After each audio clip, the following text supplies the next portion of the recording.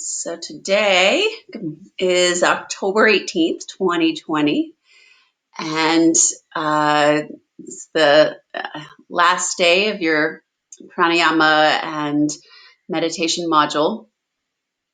Not the last day of the module, last day of your intensive workshop. So I was thinking today, through taking a little walk, that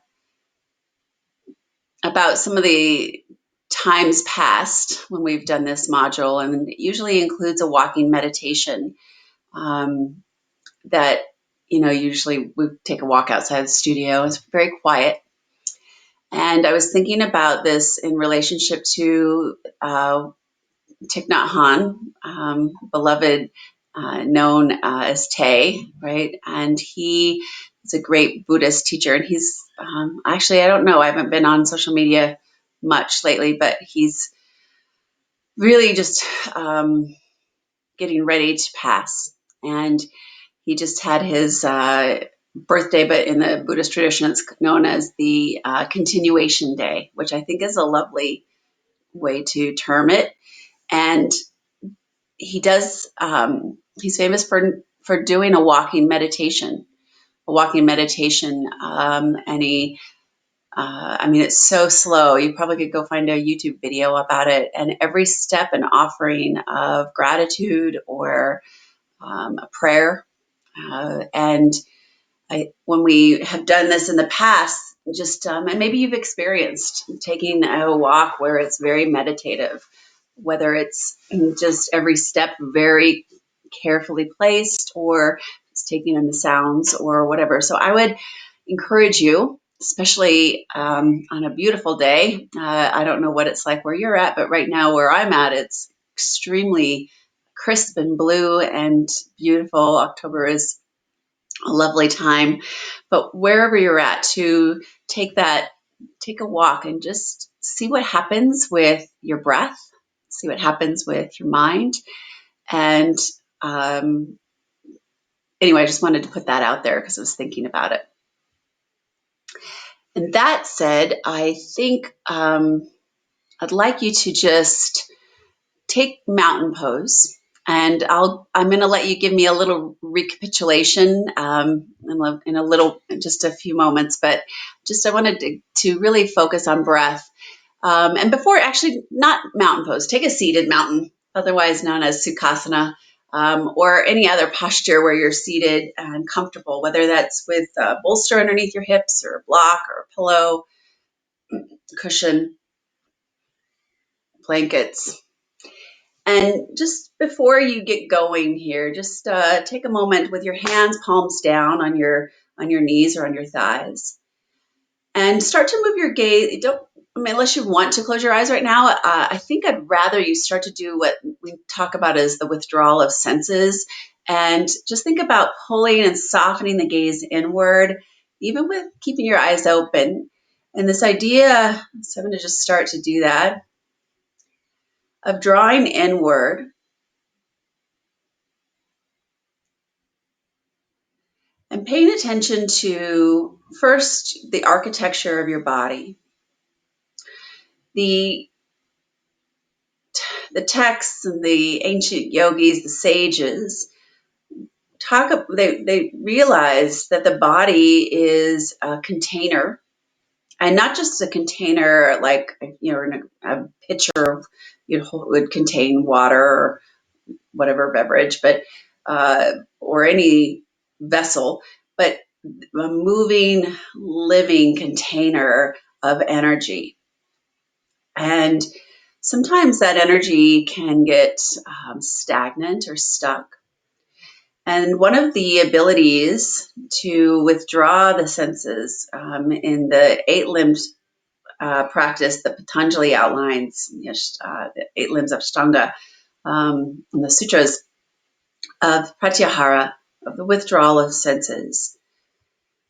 And when we start to overstimulate, right, visually, and visually can be not just with our seeing eyes, but what our mental eyes are doing. But as we start to withdraw from that, as we start to fold in the ears, we've talked about Ganesha, and the superhero power of listening, start to pay attention. I'm going to stop talking in just a moment, but naturally, whether you soften your eyes or start to close them now, this withdrawal, when you start to take away the external, right in front of you, there's so many subtle layers, which even in the sound. So right now for me, I'm upstairs. My studio is upstairs in our house, and I can hear the guest suite is also upstairs, and we have a grand's room, which is the playroom, and that's all upstairs. So I can kind of hear a little bit as they pack up their belongings.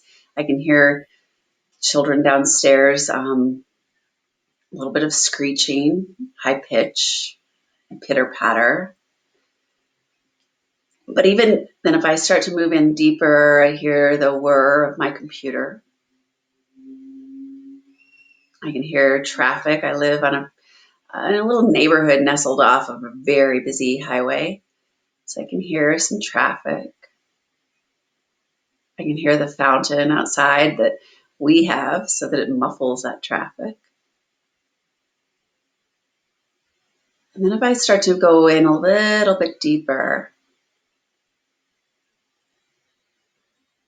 past all those layers of external sound, there's a little bit of gurgling, me digesting, sound of my own breath.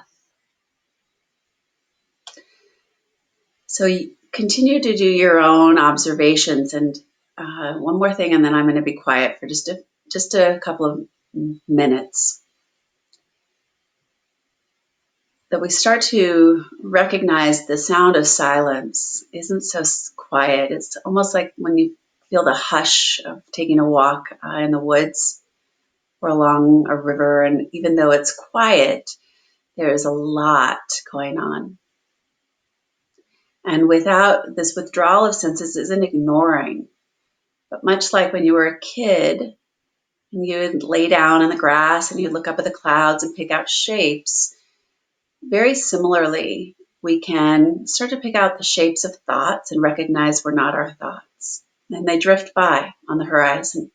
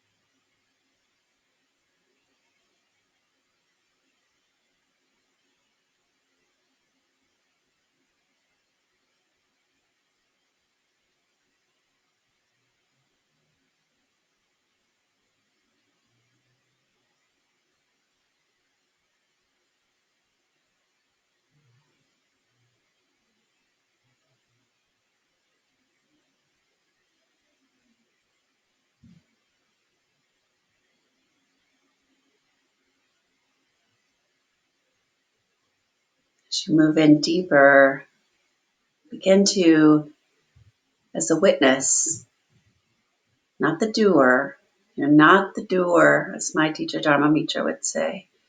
You are not the doer.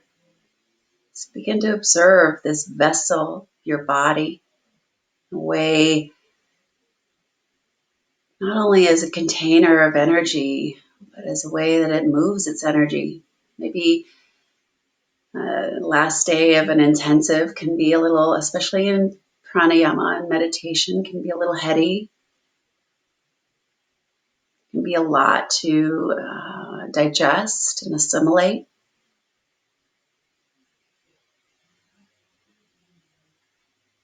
But when we start to witness that we're the observer, not the doer, there's a shift in our consciousness, a shift that allows us to start to collate and collect the data, whether it's sound or even if we, our eyes are soft, but still taking in. And it gives us that opportunity, much like the story of Ganesha, to pause without reacting in this deep relationship with self. And we get past the surface of whatever is going on, whether it's in our own household, in our own relationships, or in the community around us, or even in the climate of the world.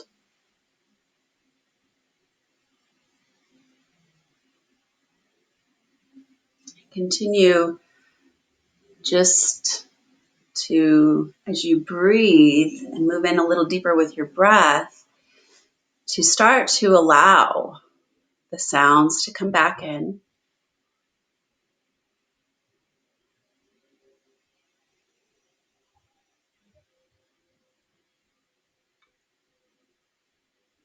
To allow maybe even to soften the eyes open and to allow this soft vision of still moving inward, but allowing this outer experience.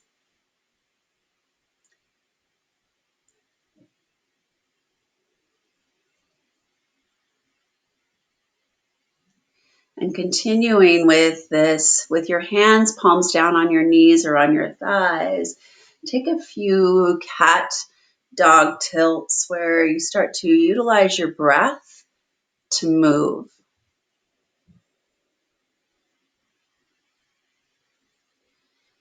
So much like we practiced in the last few weeks of utilizing the breath, and let the breath be the mobilizer.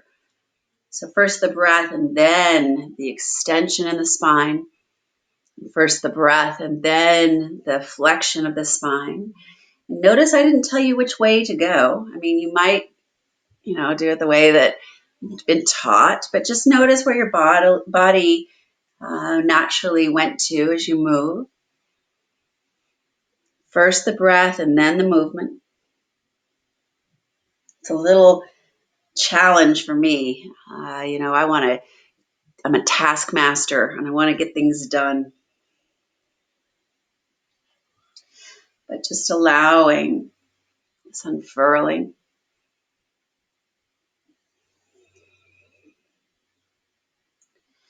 And if we think back of what we've learned about the term pranayama, that it's the unobstruction of breath, the unobstruction of prana, of life force, of energy, as well as techniques to utilize and harness the energy, much like if you think of, and we've talked about, and we'll talk about the bandhas again a little bit today, but much like the harnessing of the bandha power, not to lock it, but more if you think of the other words like the bond, right? The bind, to harness, if you think of like a water power of a dam, harness the energy to generate more energy and using that energy in our container, and then start to shift side to side. Think about what we've learned about the breathing accessory muscles of your intercostals. And just start to move side to side as if you're trying to create a little more space to breathe.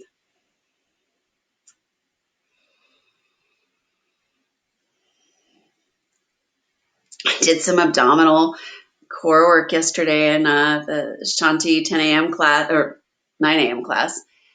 And I can definitely feel some of that delayed onset muscle soreness, the DOMS, from that in my core. Now begin to move forward. Just use your inhale to move forward and circle to the right, scoop hollow back, and then to the left. Your elbows your shoulders. Let them have a little fluidity, and start to take in this idea of this harnessing the energy. If you think of the tides of water, and starting to find a little more fluidity within your body.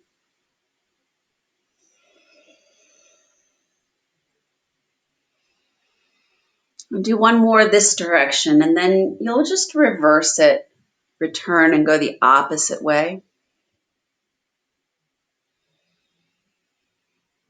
Notice which breath feels natural for you. Again, I didn't cue it. And just as a disclaimer, it's not to say I wouldn't cue it. Sometimes I do, and sometimes I allow it to be the exploration. And that's part of teaching, is to recognize that there's not one fixed hard way of doing things, but really it's the unobstruction of the ruts that we get in. Sometimes those patterns can leave us stuck, or we think it's only one way, that rigidity that can happen. And really it's more about being, as Desikachar would say, to be a little more clever in your yoga practice than in your habits and your patterns, and then slowly return back to center. And maybe like a little sift side to side. Think of like when you sift flour, sift the baking ingredients to create from all these different places to draw in and create the energy of one. And there's that binding again that happens, especially if we're talking baking. And just take a moment here to settle into the stillness. And you could choose to keep your hands palms down. You could turn them palms up, or you could bring your hands together at the heart, whatever feels good for you right now.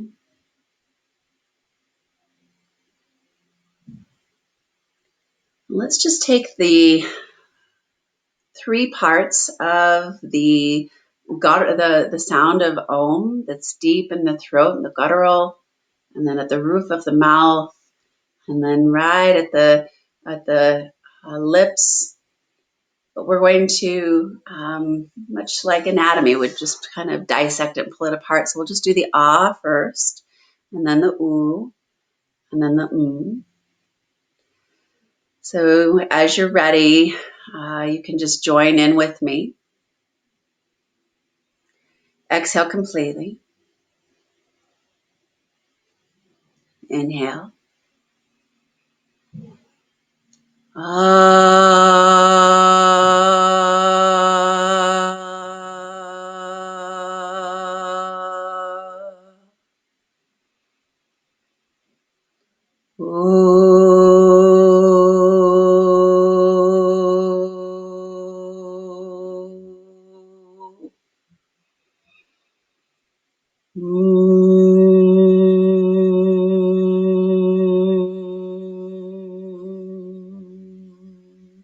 Place your hands at the back of your neck. That's where you'll feel the ah.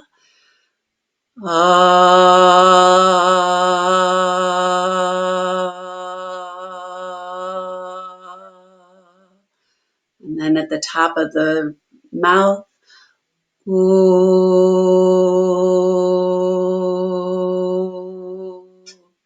And then to the at the lips.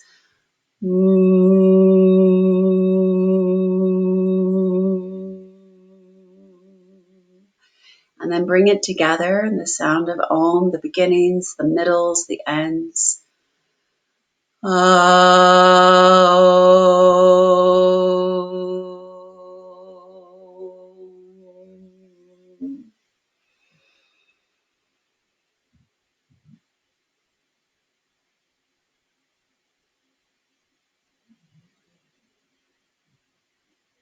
Soften your eyes open.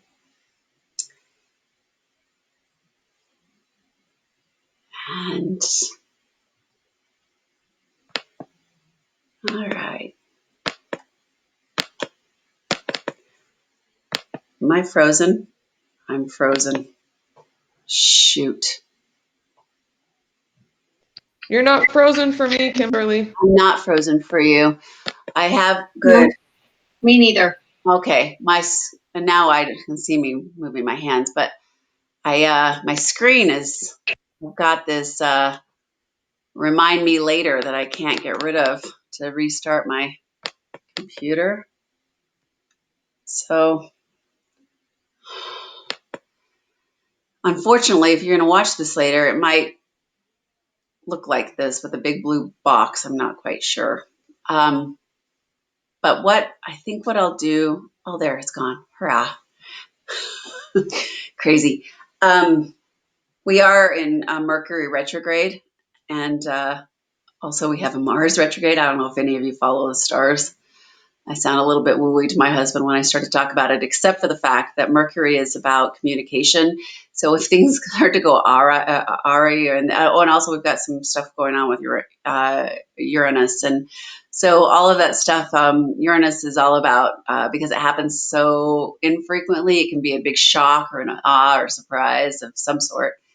And then Mercury with communication can always, there's a little glitch on your computer or your phones or some stuff, or maybe in your own communicating skills that might not get communicated. So that's a little side note. That said, I just wanted to get a little recap of, and we'll talk a little bit more about what we just did as far as how we teach pranayama and meditation techniques in our classes for our students. But I just want to get a little recap of what you've digested and assimilated so far, or maybe things that you're still trying to chew on. So just feel free to discuss for a moment, just a little recap. That also helps to a couple of things.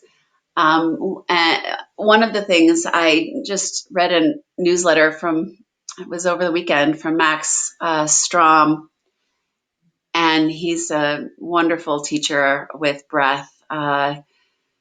He talked about what he misses the most in studio classes is the ability to feel and receive the energy from each other, to see that you're, so, I've got quite a few students that I see initials for on the side of the screen, and I'm so happy you're here, but sometimes it's hard to gauge whether you're understanding it.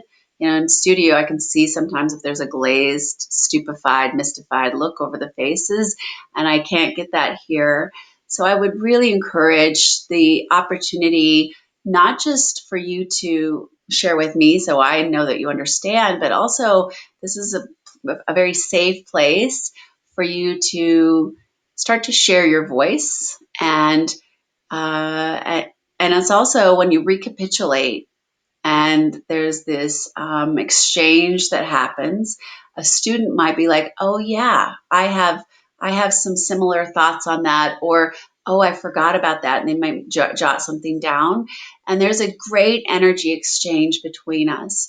And I know that we are doing it here in videos and virtually.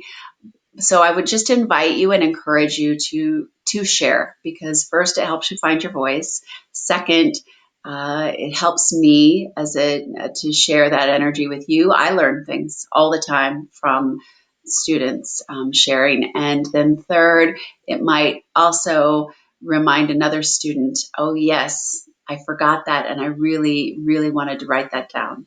So anybody want to share? I will. You, Amber? So yesterday, we learned about the different, like, I believe one of them's delta and beta waves. We learned at what hertz those are, which was Yeah. kind of, and Debbie went over the different parts of the brain and the primitive brain and why we access that, and a little bit about the frontal cortex too, which I thought was great. We learned that the limbic system houses our fight or flight response. And then Athena, she shared a lot of interesting stuff on addiction, and I didn't know that cigarettes release dopamine, serotonin, and norepinephrine, and heroin doesn't even release all that. which I thought was really interesting. It is. It is interesting. What it explains why it's so addictive, right? That feel good Yeah. experience. Yeah. Yeah. Thank you. That's great. I that goes back to what I mentioned about our this body that we inhabit, this the vessel, the temple, whatever you want to refer to it. The energy, not only contained, but also if we're because we're humans and we go through all of these experiences, that if we don't deal with some things, we can push it down, right? We've been taught to sometimes push things down, or it's not appropriate, or maybe we didn't feel safe or whatever. And so that pushing down can really obstruct some energy, and breath and movement and meditation techniques can really allow us to do some really deep healing. And then the amazing thing with the elasticity of the brain, um, it's phenomenal. It's so exciting, and we're still learning so much about that. So thank you for sharing that. I have a It's, question. yeah. So, why does going to meditative states help someone overcome something? Well, so did you guys talk about the vagus nerve over the weekend at all? Yeah, Okay. yeah. Well, we've talked about it before, and now that you say something that makes sense. Yeah. So the vagus nerve is and I've mentioned this before, but it's so worth repeating. So VAGUS, is much different than Las Vegas, baby. What happens in Las Vegas stays in Vegas, which isn't really true, but what happens with the vagus nerve definitely does not stay with the vagus nerve, because it innervates so many of the systems of the body, right? And a direct relationship with the gut, and all of the information. So if the gut's inflamed, that can send signals back to through the central nervous system to the brain, right? Our um, our computer, and then the brain says, "Okay, fire, fire, fire. We've got to, stop the fire." And so then it can get a little bit out of balance. But when we are able to stimulate the vagus nerve through movement, through meditation, and another great way is through chanting or singing, which is why I think singing in the car or singing in the shower can feel so good, or singing in church. And we've talked about that too, right? For me, that was my in, that I loved church because of singing. And then the first time I chanted, and I had the same experience, it felt more spiritual than church. My mom would kill me for saying that, but for me, that's what it was. And I recognized it was the vibrational toning, and that's a way to tone the vagus nerve. So some of those techniques that are used can be an unlocking or an unbinding or releasing, and those same some of those same hormones that you mentioned, right? Those feel good hormones, they're a natural high. And that there's a lot of healing that happens when we can tune into that. And in turn, when we are able to, not just through, I mean, we got to also, think about what we're putting in our body as far as nourishment, not just, mentally and emotionally, but also the food, right? That there's some energy that can be done, so that that relationship between the brain and the second brain, the gut, there's a lot of healing there. So circle back to that question, is that the healing that happens because we can really tone the vagus nerve, and all of what it innervates, that there's this overall there's an overall sense of well-being that happens, and then the body can heal. And it's not that pushing away of things that we don't want to deal with, but a lot of acceptance that comes from that. Does that answer your question? That was a great question. Yes, it does. Good. Anybody else want to share? A big a big takeaway for me was in Debbie's conversation in Meditation 101, she talked about yoga being 4,000 years old, which I know we had studied that in the beginning, but I had forgotten that it was 4,000 years old and just how ancient and wise the teachings are. And the whole reason behind yoga, like she simplified it in a way that I'm sure I've heard it before, but it just resonated with me yesterday, which the whole reason of yoga is to still the fluctuations of the mind. And if our suffering, the suffering that we all have as a human being comes from the mind, right? Our reaction to things, how we think about things, then actually being able to find space where we can quiet the mind is the way that we can eliminate suffering, at least for the moments that we have a quieted mind. So that was such a simplified way to describe yoga, that just really, I've thought a lot about it just since yesterday. It stuck with me. I've written about it because there's some really strong truth in that for me personally. I have, can you hear me? Yes, who is this? This is Jenny. Hi, Jenny. Hi. I couldn't figure out how to put my name on there, That's okay. but I think that I found through my practice of meditation, and how meditation is so focused on breathing, and while you're breathing, you're relaxing your mind, in which you are, strengthening the muscle of your brain, and when you're doing that, you're increasing like the physical control you have over your brain, into where you can control like your thought process in seconds, but like you're controlling how you can like process the information that you take in within an inhale, and so a second could turn into an hour, and an hour can turn into a second, where like you're really strengthening, I feel like, your brain, with purposeful breath, and controlled movement in the stillness. Controlling stillness and controlling silence is a just as much as controlling loudness and a lot of physical movement. It's just the opposite, just like dark and light, but you're really controlling that, which enhances your strength. And that's kind of what I've gotten out of meditation and the purpose of it. Sure. And I don't know if studies I'm show, wrong or not, but yeah, that's that's just me. fabulous. And studies show that they show that we do strengthen our brain through Did mindful. that make sense? Yes, it totally made sense. Totally made sense.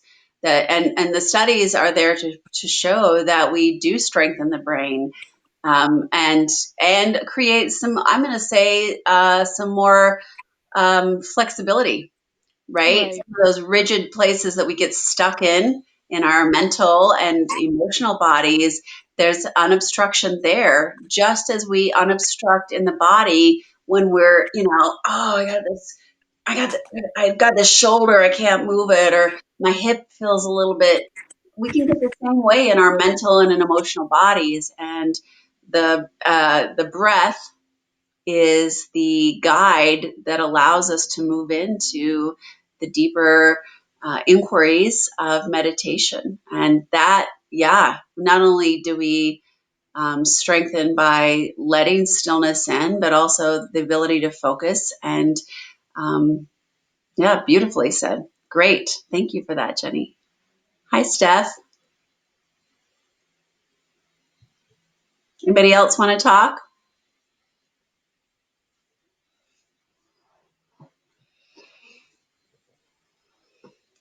Nah?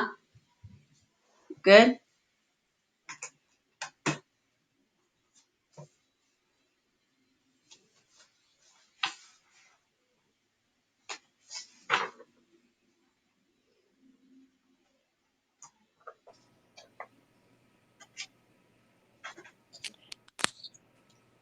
Hey, Kim, I have a comment about meditation and how it affects our ability to to change our thoughts and our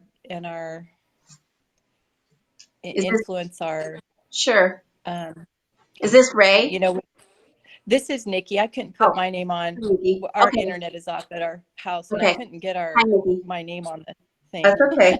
Hi. Okay. Yes. Please share.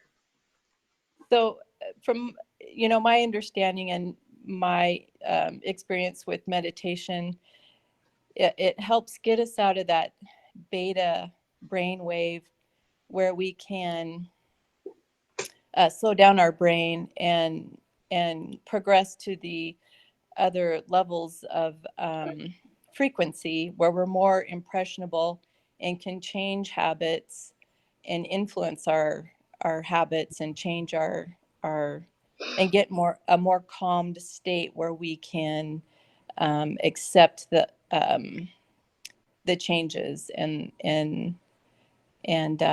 influence the brain activity basically. And so Right.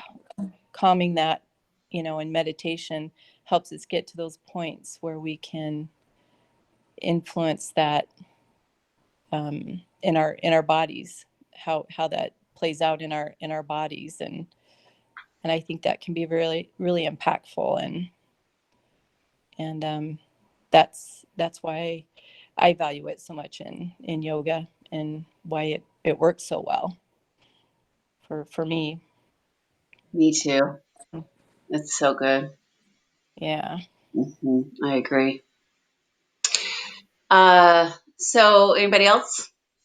Actually, I want to just ask this one, and then please, we'll continue a little more dialogue because I think this is, again, I'm going to just talk about the energy that we just don't want it to be stagnant. We don't want anybody to feel stuck with their own thoughts. If you're having the thought, maybe somebody else is as well, or again, that we could stimulate and create even more conversation.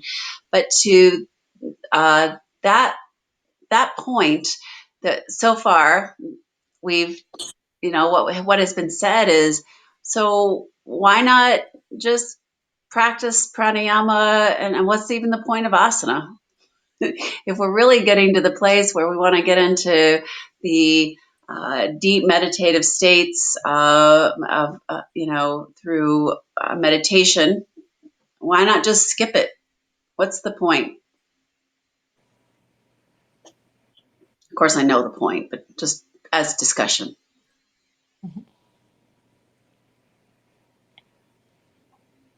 Anyone? Bueller? So, from what I've discovered, is that asana, first of all, prepares us to like focus and connect ourselves. But I also read that it helps prepare the body for an increase of energy, which happens when you're in pranayama. Yeah. There's a deep that. Hi, Kylie. I'm just going to mute you unless you want to talk, because maybe you haven't figured that one out yet. But I'm muting you, but just know that you can unmute. There. Okay. Yeah, that is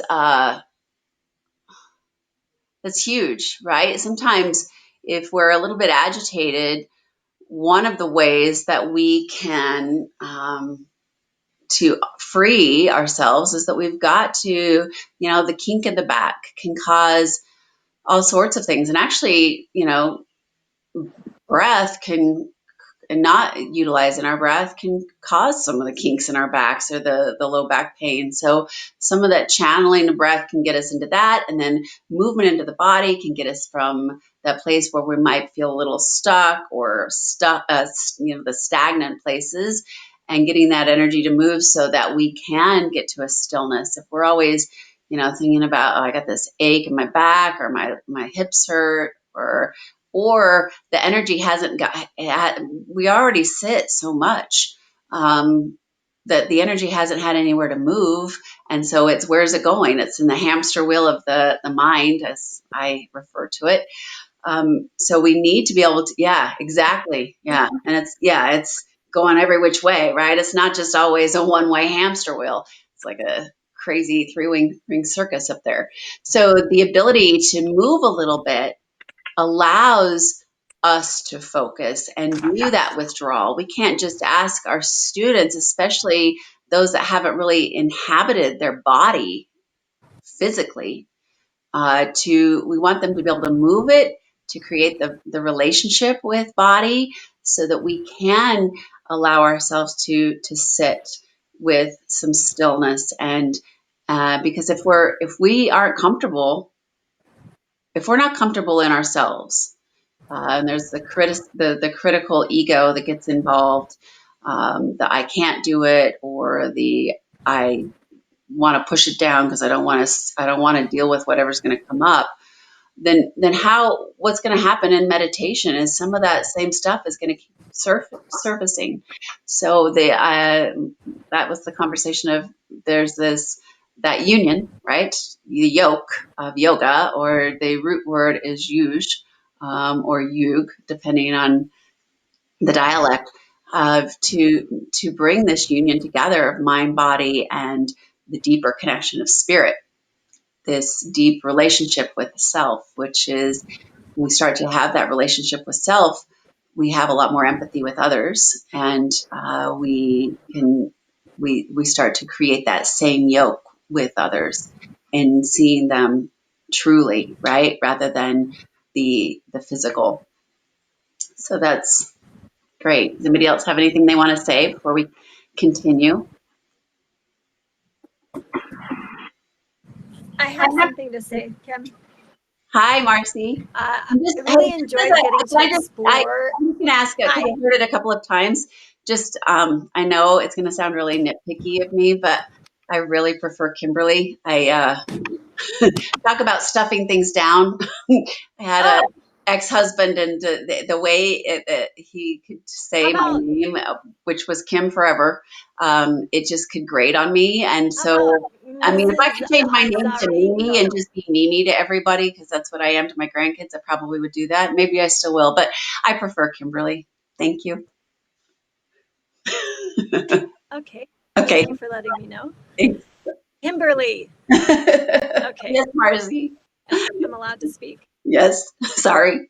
I said the magic word. Okay, good. Sorry about that. No, you don't. I didn't know the magic password. No, it's okay. I'm sorry. I just wanted to say that yesterday was really fun to explore with Debbie, just different ways of exploring our body. She kind of at one time had us close our eyes and, go between cat, cow, dog, whatever you call it. And then, she was really trying to open our spine, but in different ways, like moving it side to side and all this. And she had us close our eyes so that we wouldn't feel critical, maybe, of what we look like. And then just gave us time to explore, how opening our spine side to side feels just as much as it does, front to back. I thought that was really fun. And I also enjoyed, we sat in different positions and tried to open our hips from all angles. And again, she let us explore not just the regular, like putting your hand over, but she had us do some different movements. And she brought up that one of her favorite yoga teachers plays with his kids on the floor and finds new ways to move. And so it just reminded me that we could explore a little bit, and we don't have to have the perfect shape all the time, but we could explore with our movement, and it helped us get into a deeper stretch and meditation. And I really enjoyed that part of yoga yesterday. And also going into meditation yesterday, she showed us how quick we could get there, with breath and closing our eyes and things. So anyway, it was a long day.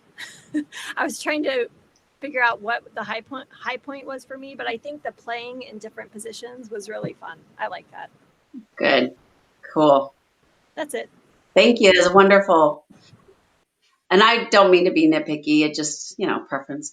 Anyway, yeah, that's a really good thing. And I think that she's probably referring to Julian Mark Walker, who's a great yoga teacher, and he watches his daughter, and he posts a lot of videos on social media and sends out a newsletter.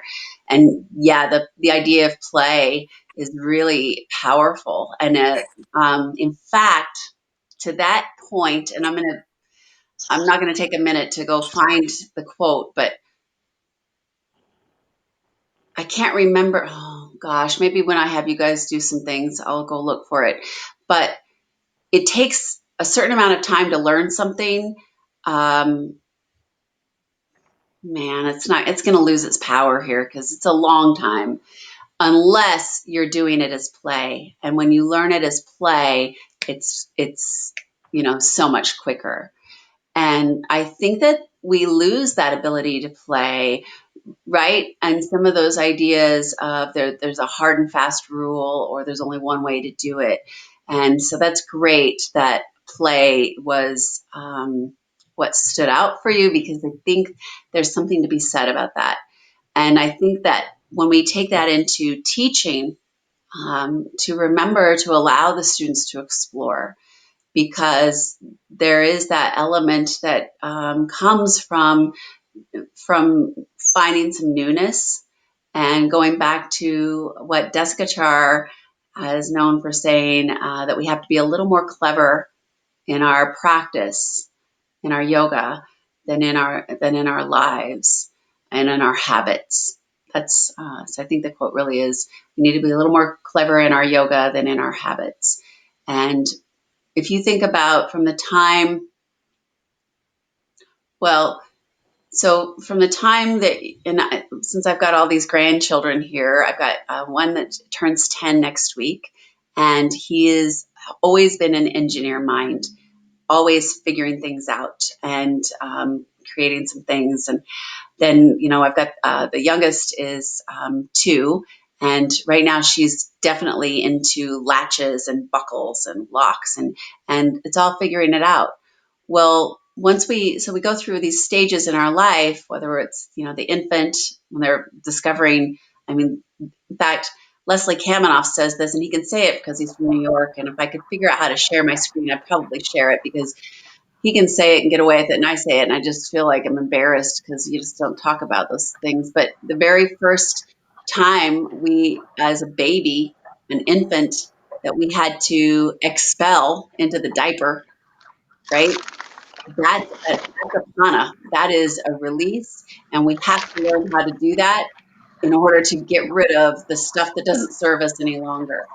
And then, we go through these stages. So whether it's an infant learning how to um, go to the bathroom and use the force of an exhale, or as a toddler learning how to, the relationship of some fine tuning with fingers, or as a 10-year-old starting to logically put things together. They're doing that a lot earlier, by the way.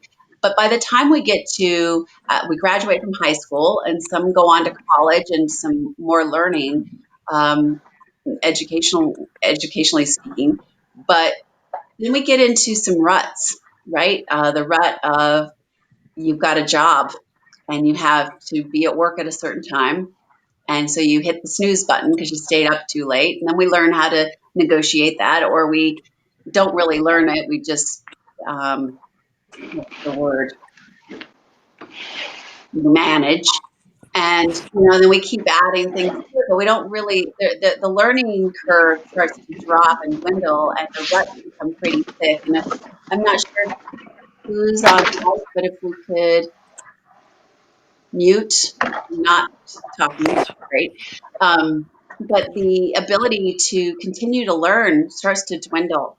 So this idea, going back to what Marcy just said about play and discovery, that gets us out of the habit of hit the snooze alarm until you have to get out of bed, the habit of brushing the teeth and the morning routine and going to work and doing very similar things. But when we learn new things, it's more exciting, right? Or we go to a new place, which is why travel is so great. I love this travel, of learning new things, new foods, right? Sometimes we get into that rut of always eating the same thing. So all of these abilities to try new things and to try them different ways is again stimulating for the brain, the frontal cortex and all of the signals it sends through the limbic system so that we can start to heal, where we're not always feeling like we're in that fight or flight response system. Because when we do feel like we're always in fight or flight, what happens? We've got the stress hormones that are cortisol, right? Or the adrenaline kick. And we, body doesn't differentiate between the stress of being late for work and being chased by the saber-toothed tiger. All of it's equal, and so we get a lot of stress hormone flush into the system. So this ability to play, the ability to try new things, the ability to create is so healing on so many levels. And again, goes it back into this ability to create even more strength for the brain and even more mobility, flexibility. I'll go with flexibility, right? That plasticity of the brain. Thank you. That's beautiful. I love that play was it for you. Kimberly, what was the name? What was the name of the? I'm sorry. The What was the teacher, name of the gentleman that you said? Julian he's from South Africa, but he Yes. lives in Southern California now, Santa Monica, I think. His name is Julian, Julian, Mark, Marc, Walker. And he's great. Yeah, he's great. He sends out great newsletters. Thank He you. also, when we do the teaching yoga module and whether you play music or not, I learned a lot. In fact, every time I've gone to, I don't even know how many workshops I've gone to him, because he is a favorite with Shanti and with Debbie. So Debbie introduced us. But every time I've gone, he has such great music, and music can be such a great way to tap into that the spirit of us, right? It's like I don't know, it's an express train for me, right? And he did a music mastery course. So when I teach you about music, because that's one of the things that I like, when I go into making playlists, I learned a lot from him about creating these playlists that can inspire and allow you to heal and go deeper. But he's great, and his daughter it is fun to watch her. But you can do that if you've got a pet, you can do the same thing, right? You watch the pet and some of the instinct of their movement, and that reminds me of I don't remember the name of the book. I'll have to go Google it in a minute. But my PT, who's works with the fascia, he's a magician, but he recommended a book to me.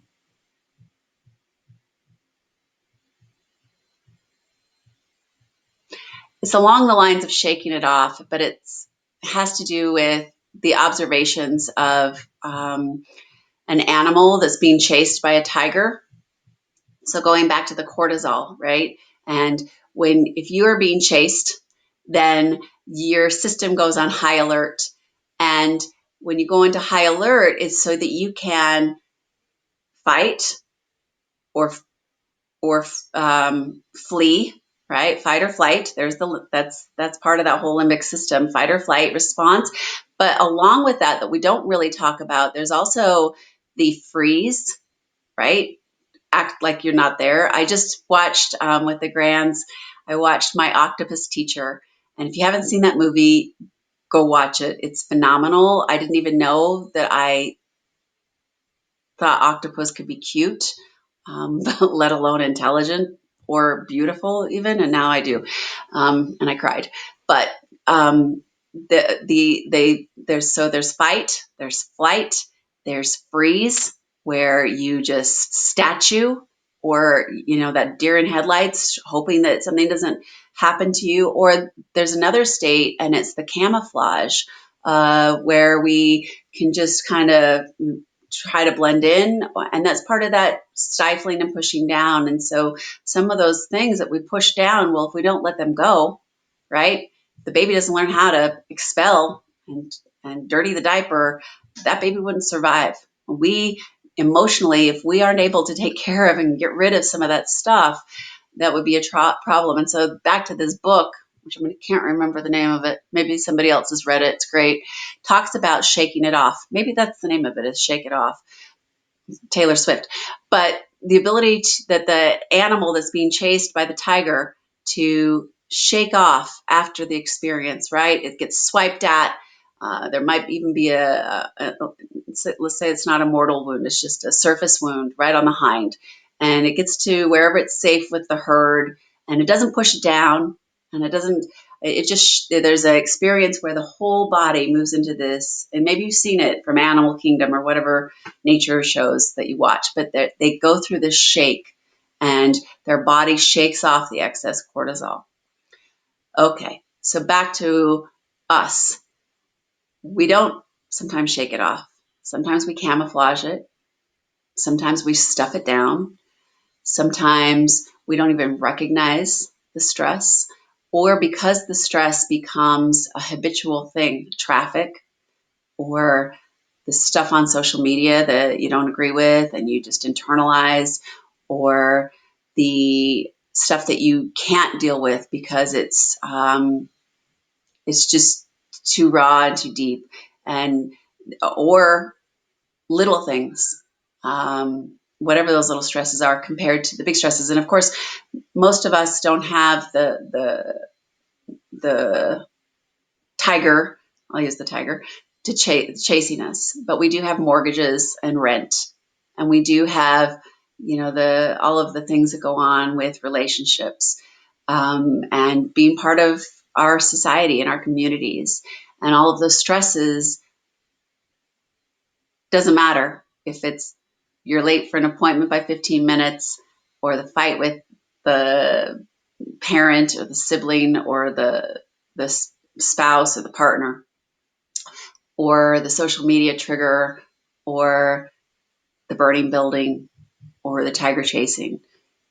Your body flushes cortisol and adrenaline, and if we don't have a way to shake it off, then what's going on except for some of that stagnant energy? So this deep work with pranayama, breath, the deep work with movement and meditation all come into play.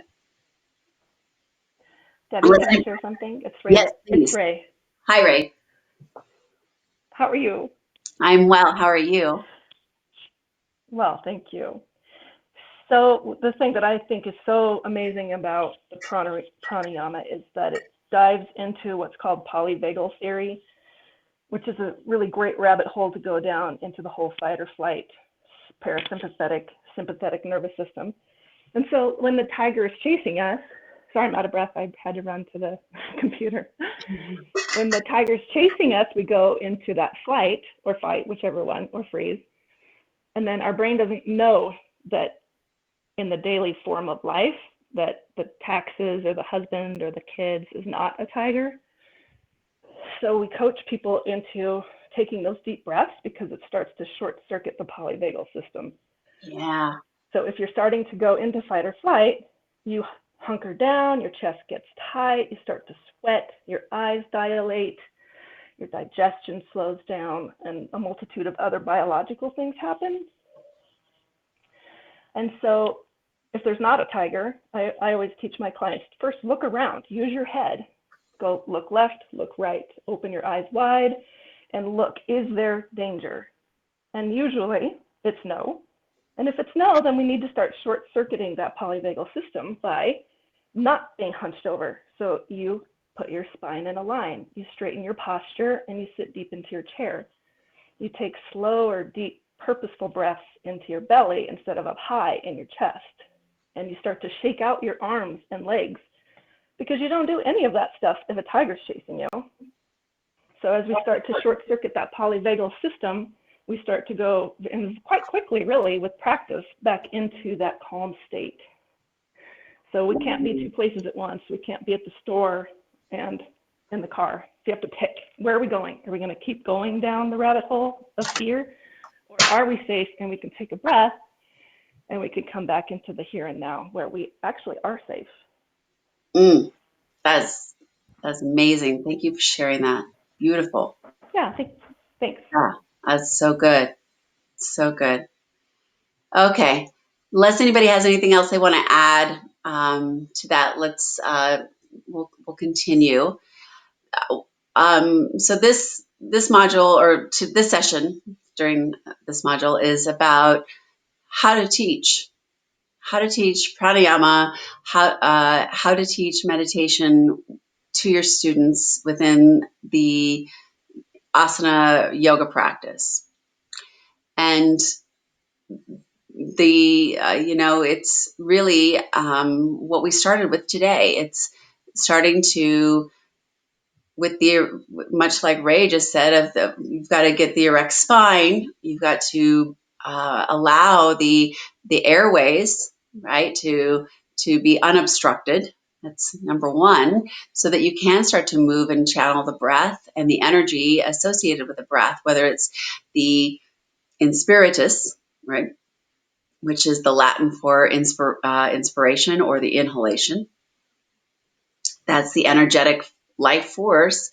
Prana is life force, but the energetic part of the breath, of the cycle, and then the expiration, which expire, to let go of, is that other aspect. So that we move with just a breath awareness. Where does your breath go? Where is it tight? And from these subtle observations, then to bring a little movement in with breath, let that slowing down happen. So the exploration, what we started with today, and what I invite, I think probably every class of, to let your breath lead you through movement. There's a focus, there's a refinement that happens. We're asking our students to pay attention to subtle details and to allow the breath to be the teacher, which, our breath, quite literally under the tip of our nose, can short circuit, right? That, much to what Ray was just discussing, it can short circuit the anxiety and the worries and the fears, and get us right into the now, which is really what we're after, being present, being in the moment. So that said, past, whether it's seated or lying down or in mountain pose, when we start the practice, we invite and ask our students to watch their breath, from breath awareness of observing inhalation and exhalation. Then we ask our students to deepen the breath, right? This is where we maybe, and much like when we are in the teaching yoga segment, and when we talk about how to cue an asana, a posture, and I've given you my equation, right? Verb, body part, direction. We in asana, we take these kramas, the progressions, krama, Krama, and if our students are struggling to get grounded in a certain posture, we're not going to progress them to a deeper part. So it's very similar in pranayama and breath techniques. If our students are are challenged by deepening and widening the breath in, and the deepening and widening of breath out, then we're not going to ask them to retain the breath. We're certainly not going to ask them to engage and refine through bandhas before we've taught them the foundational work of pranayama. And so when we're teaching, I think it's important to remember, just like we do in asana, we're not going to ask our students to bind if they got a frozen shoulder, or their lower backs are tight, or something's going on in their hip. We're not going to ask our students to bind before they've created a lot of strength, right? There's the sthira, the steadiness, the stability, and the strength, and the sukha, the freedom, the ease. The sukha, very similar to French word sucre, which is sugar, the sweetness. So very similarly with our pranayama techniques, we move from breath awareness, follow your breath in, follow your breath out. Start to withdraw your senses. Some people have a hard time closing their eyes. It's true.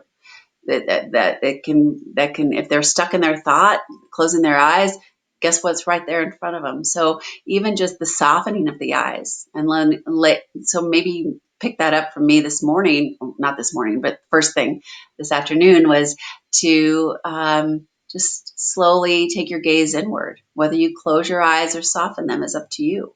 I make that invitation a lot. So this idea of letting your students decide. And then once they've softened their eyes and started to recognize this vastness that's inside of them, the inner landscape, that's what I would refer to it as, then we can start to pay attention. Oh, where am I feeling a little space? Breathe there. And then from the place of comfort, move in a little deeper. Where am I feeling a little tight? And can I use the breath there? And I think for me, the best way for me to teach to my students is by experiencing. So the more often we practice, then we can start to think about, okay, if this is what helps me, maybe I can share that. It's not the only way, but it's a way in. So then you just say, check in and notice where in your body it's easy to breathe. It's usually easier to accept the places that we're not critical of, right? And then can you take that softness and move it into a place that you're feeling a little tense? Is it physical? Maybe there's some mental stuff that you need to release. Your brain fist is the way I would maybe describe that.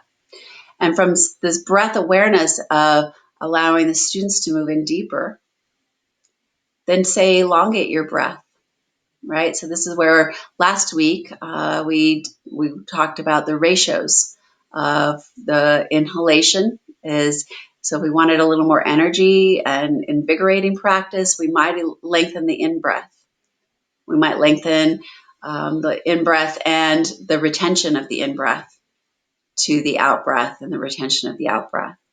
And those cycles of the breath and of the retentions, and then those ratios, we can elongate those. And then once the students have a strong grounding in the foundational work of pranayama, of breath awareness and elongating the breath, both inhalation and exhalation, playing with retaining the breath, then we start to introduce, just like we would some of the binds in a yoga posture, or some of the more advanced modifications in a yoga posture, then we start to refine and bring in more of the advanced techniques of pranayama, or the same idea of kramas. So whether it's, channeling using bandhas, the energy locks, or if we use the retention of the breath, right? We can start to channel that, or we start to use some of the pranayama techniques like alternate nostril breathing, or the Bastrika, the bellows breath, or the Kabbalah Bhakti, which we practiced last week. So if you weren't if you weren't with us last week, and you could go check that out, or some of the other breath techniques, the 3-part breath. And we start to recognize that it's not all one size fits all, just like asana, right? It's not all one size fits all, and we allow our students to do the exploration and invite them to do the exploration. So that's the way we start to introduce it. We start to introduce it by understanding, because we've experienced it, and we can share that too in a way that's not personal. I think that one of the most important things to remember as we teach, that if there's something that's going on personally for us and we haven't done it, or we are graded the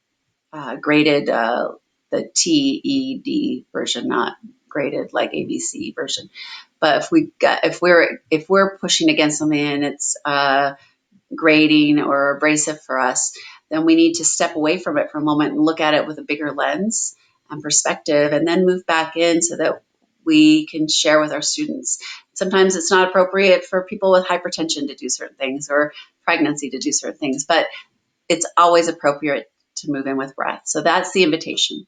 And then from there, we can start to add to that. And we did the exploration last week of how does the breath support the movement of the body, right? So we did a lot of exploration on using the breath to sustain, strength poses like warriors or plank, and using the breath to move deeper into and safely into back bends, or move the breath into a forward fold. And how do we do that? So these layers, we add them just like we would in an asana practice.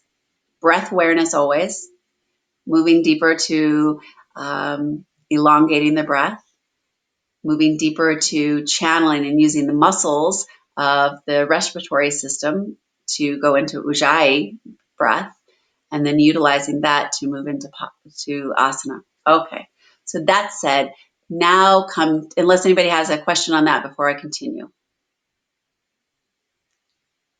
Okay, come to mountain pose.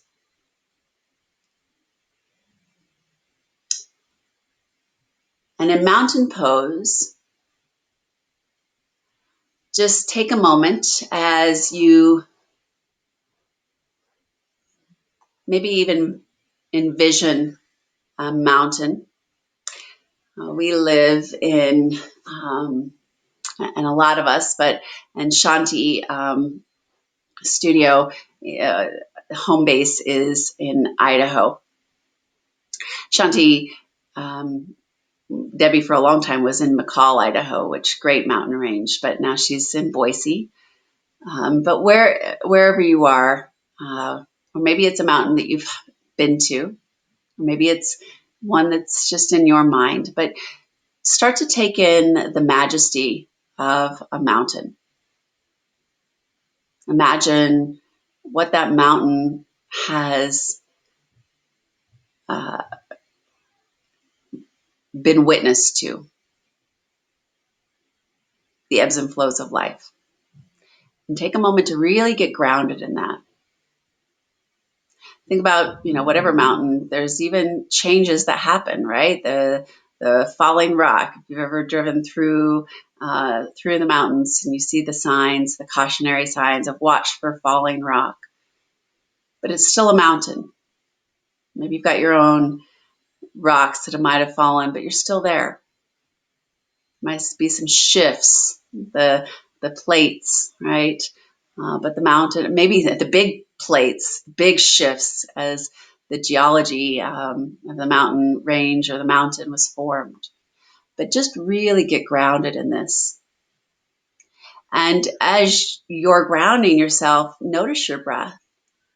As you get still and start to pay attention to the majesty, the strength of a mountain, take your awareness into the breath in and follow it in.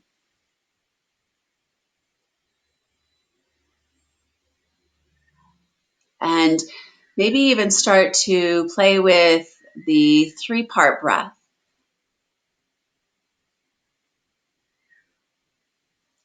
where if you imagine your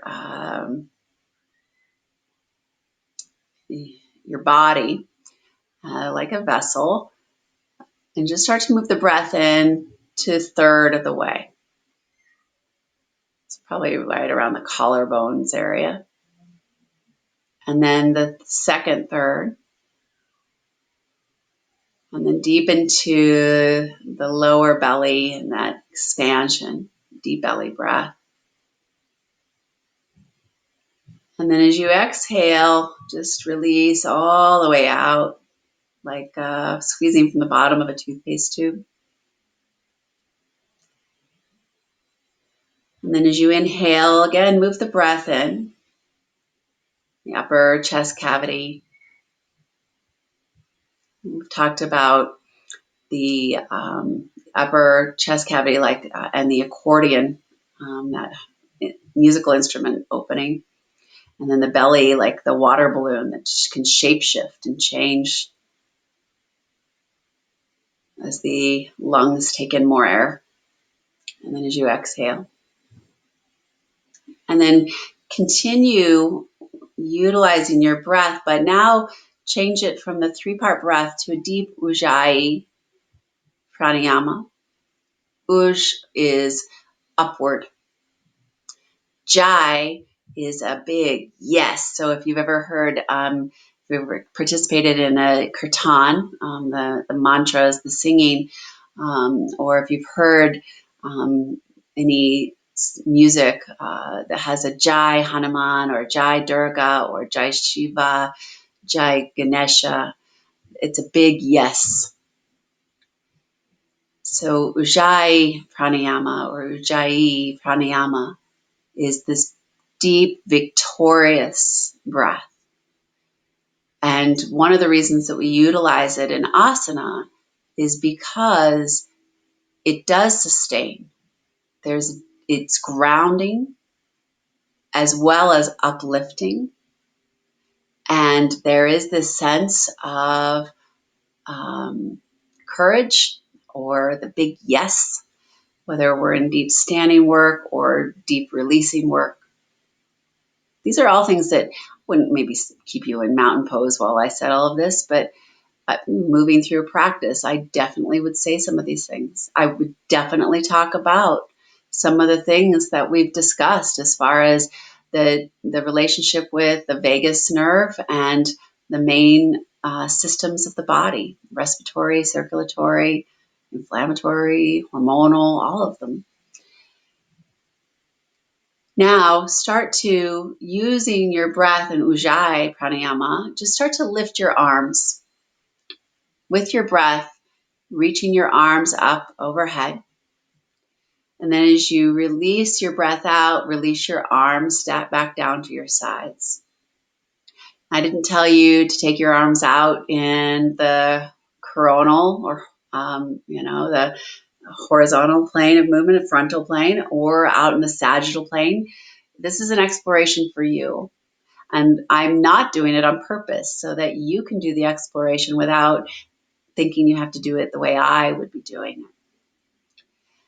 And then start to, and I can see Stephanie's already doing it, so thank you for sharing that. It's so brave, and I'm so proud that I've got somebody else but just start to play with the breath as you are in mountain pose, and just maybe there's a little twist, maybe there's that exploration of the tilts, right, of a flexion and extension of the spine, known as cat and dog or cat and cow tilt. And notice the unobstruction that begins as you move. Energy is always there, it just changes. So whether it's stagnant, I live on the river, but there's also ponds because the river can overflow, and that energy can flow outside of the banks of the river, outside of the bed of the river. And so we have these overflow ponds, which is really important. A couple of years ago, we had a lot of flooding. It was kind of crazy and very nerve-wracking. But these ponds allow this spill, but we also have issues that we need a filtration system because we live, on the river where there's cottonwood trees, and in the spring, the cottonwood trees, there's a lot of scum, it's gross, and the energy doesn't move. So there needs to be a source. Now you could start to move from mountain to forward fold, and maybe even a chair, but just, a little bit of movement, a lot of places. Start to move with your breath. So there's a discussion going on in my neighborhood about bringing in a filtration system and a fountain, and that will allow for the energy to flow. And very much with our own body and our breath, we allow the energy to flow so that there's less stagnancy. And when a body doesn't move, whether it's physically or mentally or emotionally, and all tied into this idea of this vessel of the spirit, that we are, right, we're inhabiting this body, this temple, whatever you want to call it.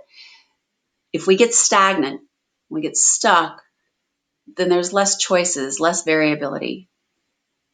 And if there's less variability, right, if we don't move it, what's the phrase, move it or lose it, then we lose that mobility in the body. We lose the ankle mobility. We lose the breath. If we're not breathing into the breath, we lose some of that. And then we feel it in our lower back, or we feel it in our mind. We get stuck. So from here, just come back to mountain pose, and I'm going to come and do it with you for a moment. But speaking of stuck, sitting for a while, not great. So for mountain pose, I can't tell if I'm cut off or not.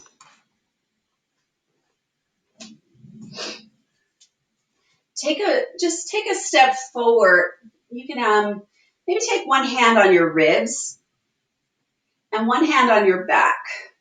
So it's a little lower on my back than on my front. And before we move, I'm just going to have us move into a little warrior lunge.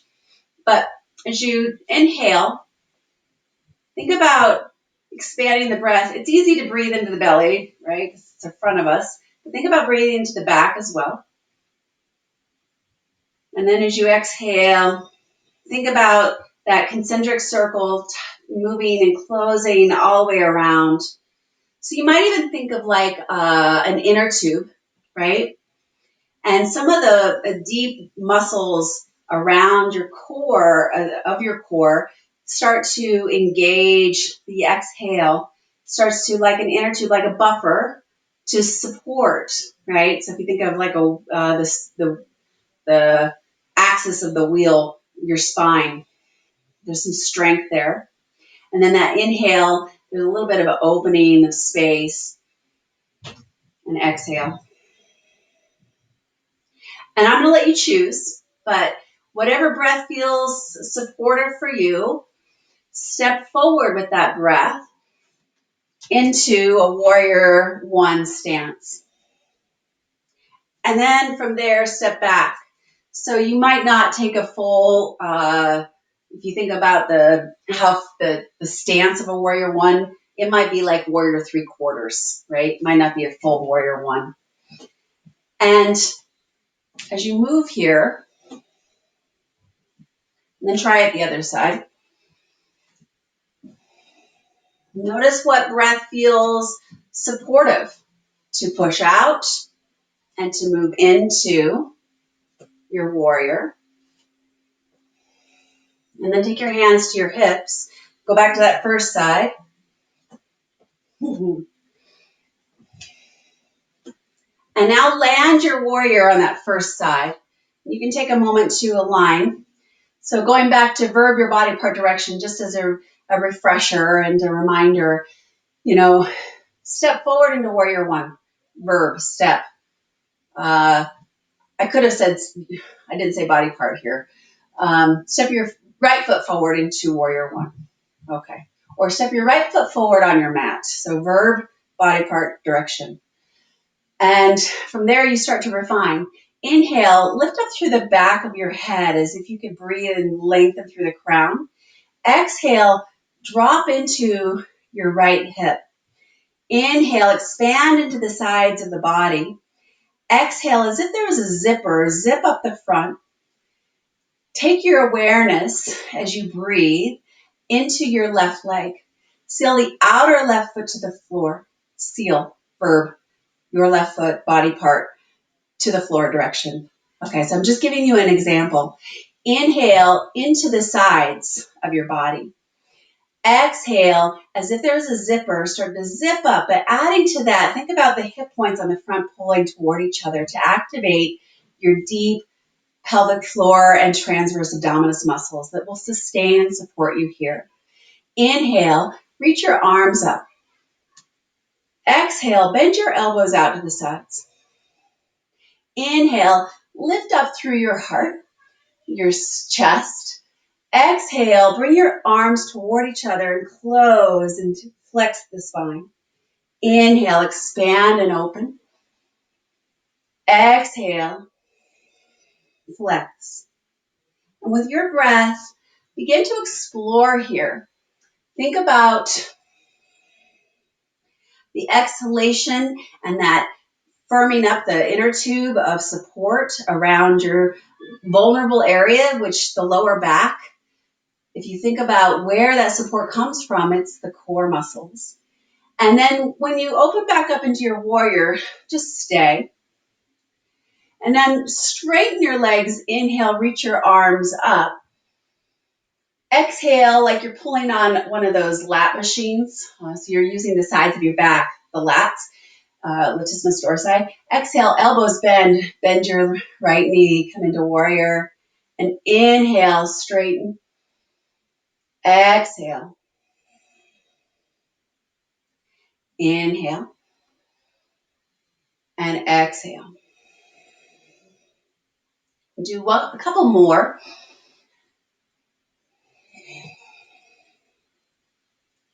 And the next time you come into Virabhadrasana 1, pause. Take your arms down alongside you.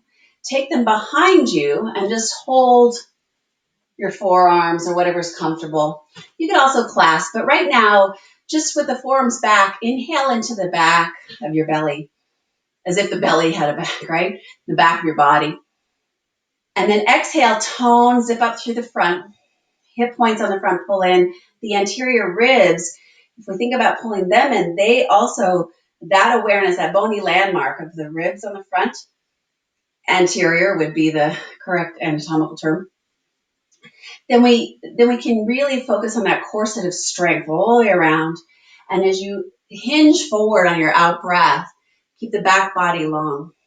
Inhale as if you could breathe into your arms on the back. Exhale, tone through the core. Inhale, expand. Create a little more freedom there. And then keeping that freedom, the freedom there of sukha, by toning and engaging the core on the front body, the zipping up, drawing in. And then release your hands and roll your shoulders and straighten your legs. And step forward, take mountain pose. And just a little shimmy shake. Now, soften your eyes or close them. Move your awareness inward.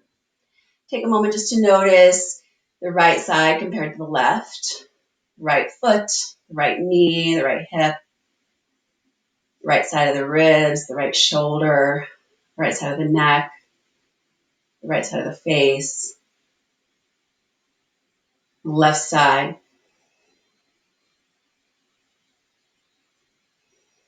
And then I'd invite you to keep your eyes closed. Might be a little bit disorienting, but or just soften them. But just walk back to where you were and keep your eyes closed and just walk side to side in place. And continue to notice the similarities and differences between the unobstruction of energy we just did on the right side compared to the left. And then pause, find your mountain again. Soften your eyes or keep them closed and just rotate your arms so your palms rotate forward. And then rotate with your breath. Palms face back, thumbs turn back. And open again. Inhale. And exhale. And then let your arms hang at your sides. Soften your eyes open. And now the other side. So just step forward and back with your hands on your hips. When we use the bony landmarks, the skeleton of our body, since it is Halloween season, it gives our students and ourselves, land in your warrior more like 3/4, right? Not a full warrior one. But it gives us an opportunity to think about, much like on a map, right? To be able to really access some of those points. So the hip crest, the iliac crests are a great place to access. The hip points on the front, the ASIS, those bony landmarks, they're another place. The anterior ribs. Putting your hands on the back, like I had you do, and we'll do in a moment, is another place for us to access because we can feel it palpable, right, on the body rather than just trying to experience it. So it's a way to play. Okay. So now with your knee bent, take a moment just to settle in. And maybe one hand on the ribs and one hand on the back, and inhale and exhale. Maybe play with the 3-part breath.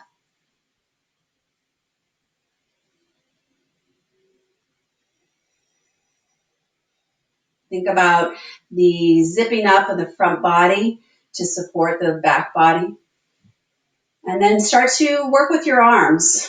And maybe this time, take them in a different plane of movement. So if you worked in the sagittal plane, arms come straight out in front of you and up, maybe take them out to the sides. Just utilize your breath as you ground here in mountain. Not ground in mountain. Ground here in warrior one. And the stability and the strength from warrior one. Notice how the breath affects. In fact, try it the other way. Try exhale. So hard. So it's one of those pat your tummy, rub your head or whatever. So exhale, arms come up. Inhale, arms come down. Just to see. Maybe there's a little abrasion that goes on in your brain as you say that's not right. But get beyond the right and wrong and just explore. It's another way to slow things down, right? Because you got to really think about it. And now taking your arms up, bend your elbows. And here again, just lift and close. But again, do it the opposite way. So if you, on the first side, if you inhaled and extended, then try exhaling and extending and inhaling and closing, just to see how you do.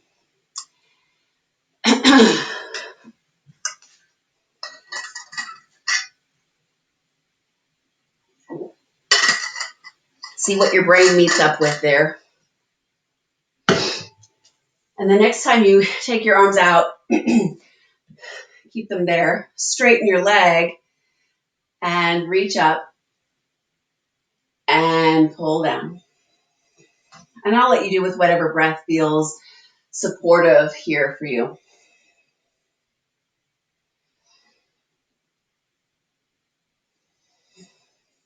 A lot of times in Warrior One, we think about the leg that's in front. And sure, I want you to think about keeping that thigh parallel, and you should be able to see your knee toward your second, third toe as you come into your warrior. But think about the anchoring of the back leg, the lifting of the inner thigh, the anchoring of the outer foot, and that feeling, that tone of the core line to sustain and hold you. So that, much like when I asked you to withdraw and then you start to listen to the underlying sounds, there's an underlying work, the subtle work of the back leg, the anchor, which allows you to move in a deeper lunge into your front leg. It's a deep relationship between the two, that yoke again. And then when you're ready, step forward back into your mountain. Take a moment here. Shift your weight.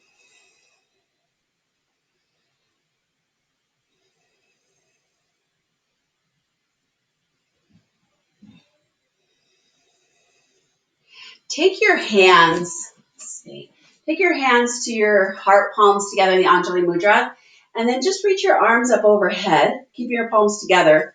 It's going to be a little hard. And then palms down, or palms together, sorry, elbows come down, kind of behind, or your hands come behind you, and just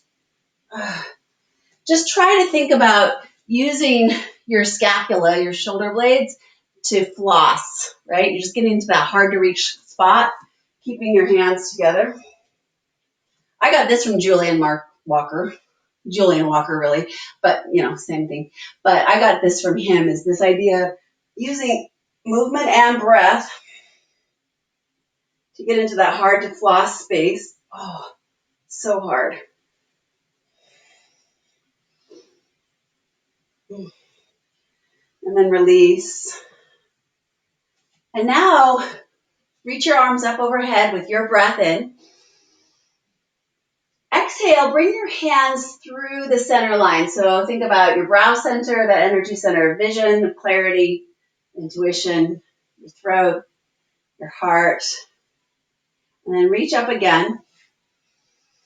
And this time, just think about those places, but fold forward. So brow, throat, heart, hips. Shift your weight and forward fold. Shake out your head. Bend your knees a lot. With your knees bent, just take your hands, the thumbs and the index fingers, and pull back on your heels to get your hips a little higher. Shake out your head, hold your elbows. And here, so I'm not talking to the floor, come up, but here, just take notice. Maybe even take your fist between the two big toe mounds. That's a 2 fist distance apart. That said, you might be a little more narrow or you might be a little further apart. And then you can hold your elbows in front of you. Let your upper body just cascade down. And think of like that river from the tailbone moving all the way down to the head in a reversal, really. If you think about the way you usually are holding yourself upright, maybe even add a little sway side to side, or an exploration of what you know about the feet. In more contemporary yoga, right, modern day yoga, we talk about the secondary bandhas of the padas of your feet and the hastas, your hands. But in the ancient texts, they're not mentioned. The bandhas are the one, the 30 that we know. But here, just explore what we know about the feet and maybe even utilize your breath, thinking about the inhale as a way to lengthen. And what does that mean for you? Maybe into the belly of the hamstrings, right? The belly of the muscle. And as you exhale, that ability to root, to ground, to release. And the inhale to enliven, to innervate, to create space. And the exhale to soften, to release, and let go. And then take your time and step back to downward facing dog. And if downward dog isn't part of your practice today, take child's pose. But we'll make it an active child's pose. We're really considering the strength of the body to hold us rather than to, sometimes child's pose is a way to soften and release. But if you're in child's pose today, think about it as a very active child's pose. So from whether you're in dog or child's, actively reach through your hands, the hastas. And if you think about your fingers being these rays of light, the rishis, start to extend into your fingertips, but pulling back through the knuckles and the center of your palm like suctions, like a straw, pulling the energy up the arms as you root down. And as you press down and forward into your knuckles and into your fingertips and pulling back through the center of the palms, just start to notice the utilization of the breath here. Inhale to create a little more length, to enliven it, and the exhale to ground and stabilize. Continue to work with the hands, and then adding to that, pressing from the outer shoulder, like where the armpit and the back of your body meet. Start to extend through the pinky edge of your hands and pull up through the thumb edge. Notice how that awareness there helps broaden through the shoulders. And then just think about lifting the armpits up a little bit of a lift. Now think about keeping that hollow in the armpits, but then wrap the underarms towards each other and towards the floor. Keep all of that work and take your awareness into the hips. Now, if you're in child's pose, you're drawing the hips back. Your knees could be together or apart, depending on how it feels. But if you're in downward dog, from your outer hips, reach long through the outer feet. And from your inner feet, pull the energy up. Think about the inner thighs lifting and angling towards that seam in the wall and the ceiling behind you. Lengthening a little more through the sides. And then utilize your breath and move to plank, whether it's on your knees or on your toes. And utilizing your breath, move back to downward dog. I could very easily give you the instruction to breathe in and breathe out to move. But right now, without that instruction, utilize your breath and move where you feel strength, where you feel freedom. Find the balance between the two, the sthira and the sukha.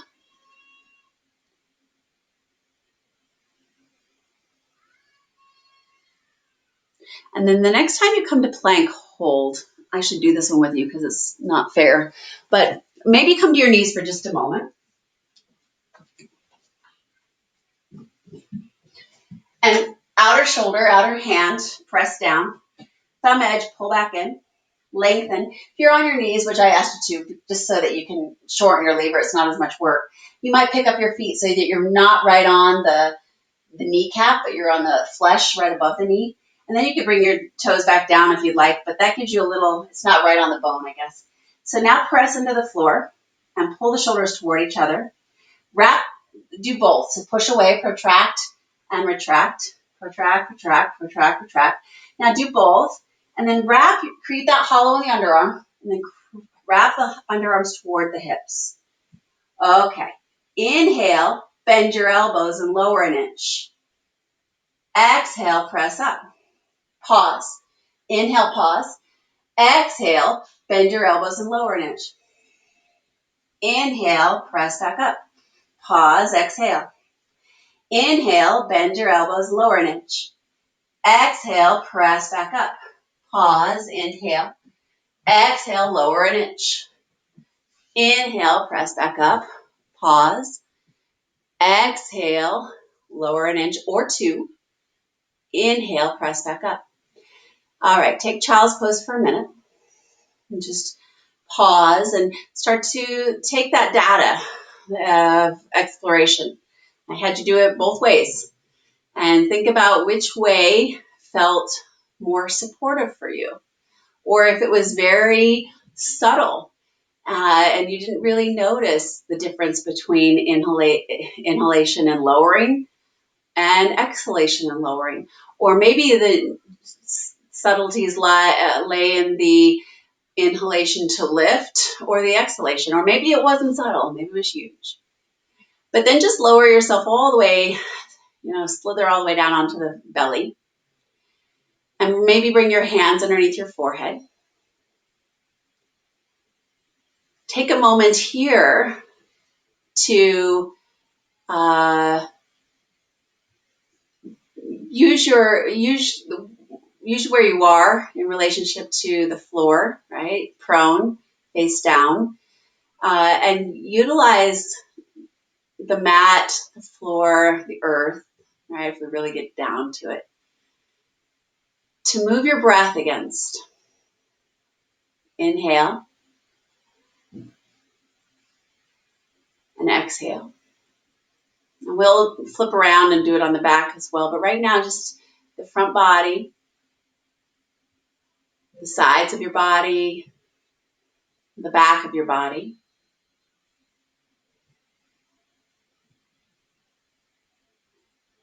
Maybe play with a retention, a ratio, whether it's equal length, 4 counts in, pause 4 counts, 4 counts out, pause 4 counts. Or maybe it's the 3-part breath of dividing into thirds and then releasing all the way out. Just do a breath exploration here.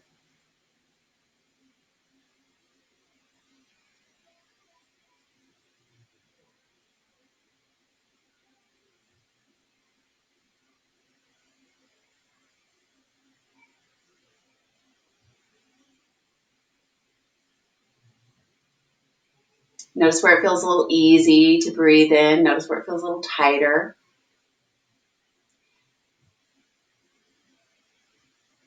And now we'll put a little movement to this.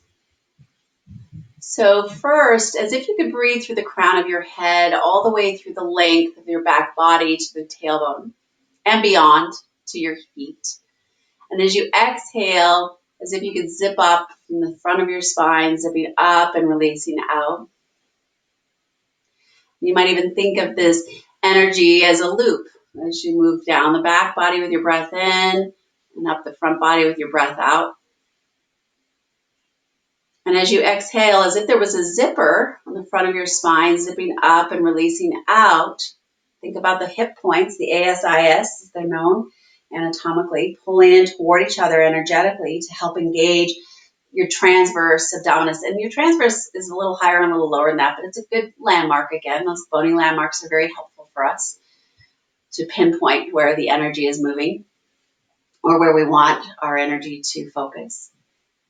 And as you exhale, just start to lift. It doesn't matter which leg, you'll do both, but just lift a leg. But instead of thinking about height, think about length, like a warm taffy pull, extending longer and then lower.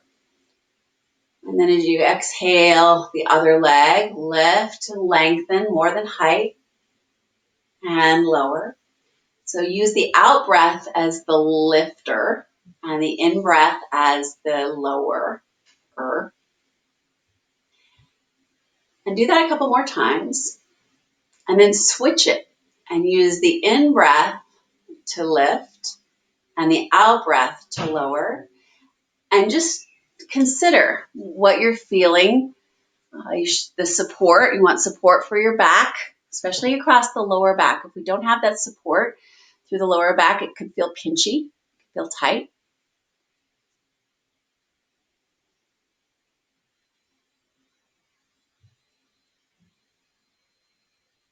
We're slowing it down a lot because we're doing I'm asking you to observe and really hone into the skill. But I teach this in my classes a lot without, the observational part. Well, there's the observation, but not the discuss and talk and as far as the teacher part goes. But the ability to pay attention to the subtle differences and the nuances between the inhalation and lifting and the inhalation lowering, or the exhalation lifting or the exhalation lowering, does a couple of things, right? First, it gives the mind a job. So we get out of our own way, we create a little more space. Much like Ray mentioned, if we're in this place of exploration and the mind is dropping into this place of being in the now, maybe you start to lift both legs and lower both. If that's too much, just stick with one.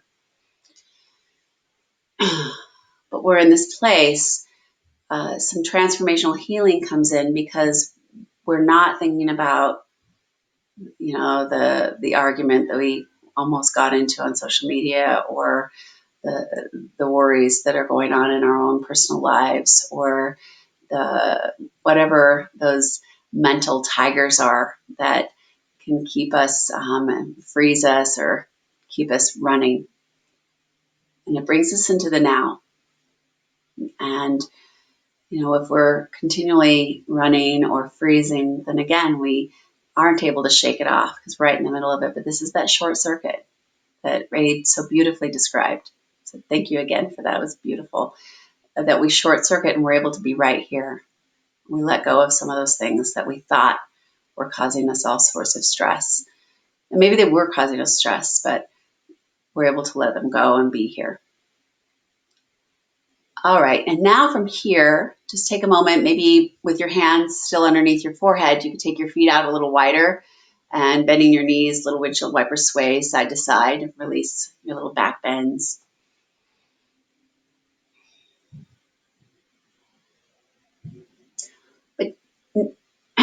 But then now do the same thing, but we'll do the same exploration with breath and how the breath supports the back bend, but we'll lift up through the chest like a baby cobra. So maybe do a little bit of a cobra exploration, but take your fingers out, little funky cobra, out to the sides. Let's see. So one side of the face, the floor, fingers come out, cup the floor. And then as you turn your gaze, inhale and lift, and exhale, lower.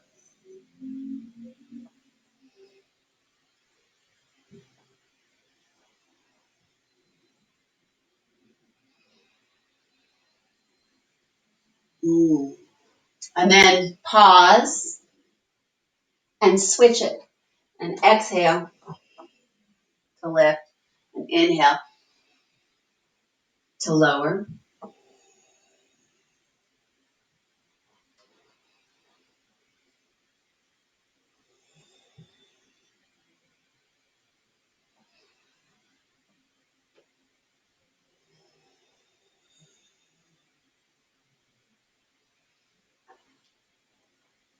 And then again, just take a little rest.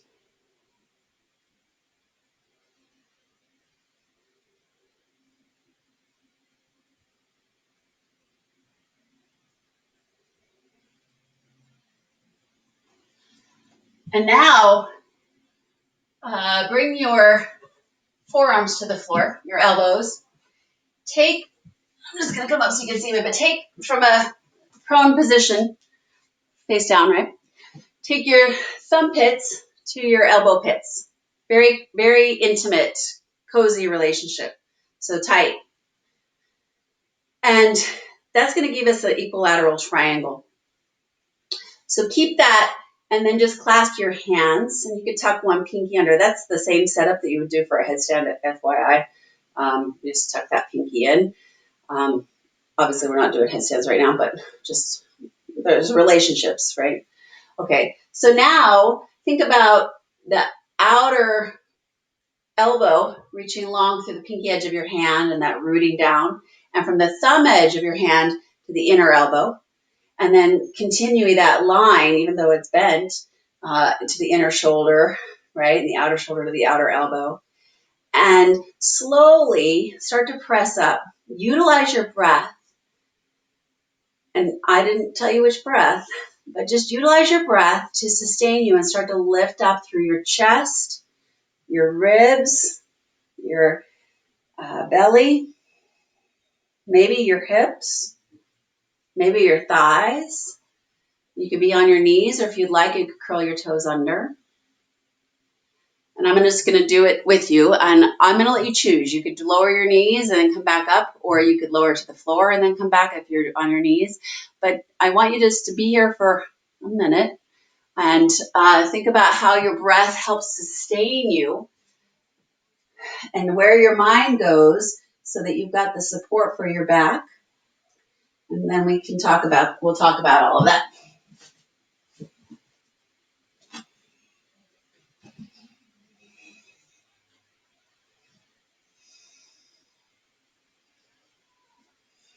You channel your Ujjayi, deep, victorious breath.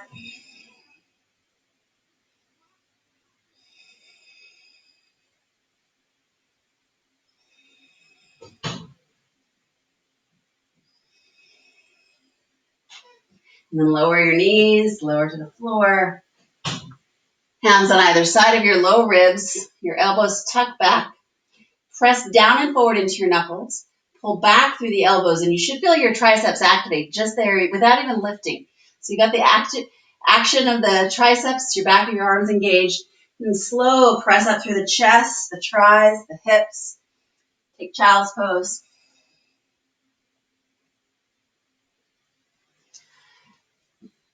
And before I have you come up and we'll talk a little bit about what we just explored, let's breathe into the side body. So just imagine you have gills in your side body.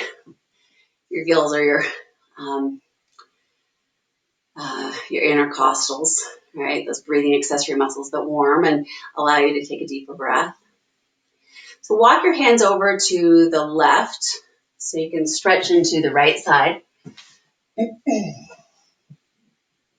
And you could keep your hands and your arms parallel with each other, or you could take your right hand and press it on top of your left with your head between your arms, just to go a little deeper.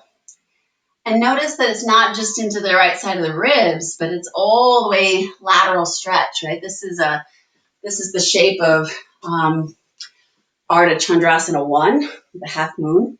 We're just in a prone position.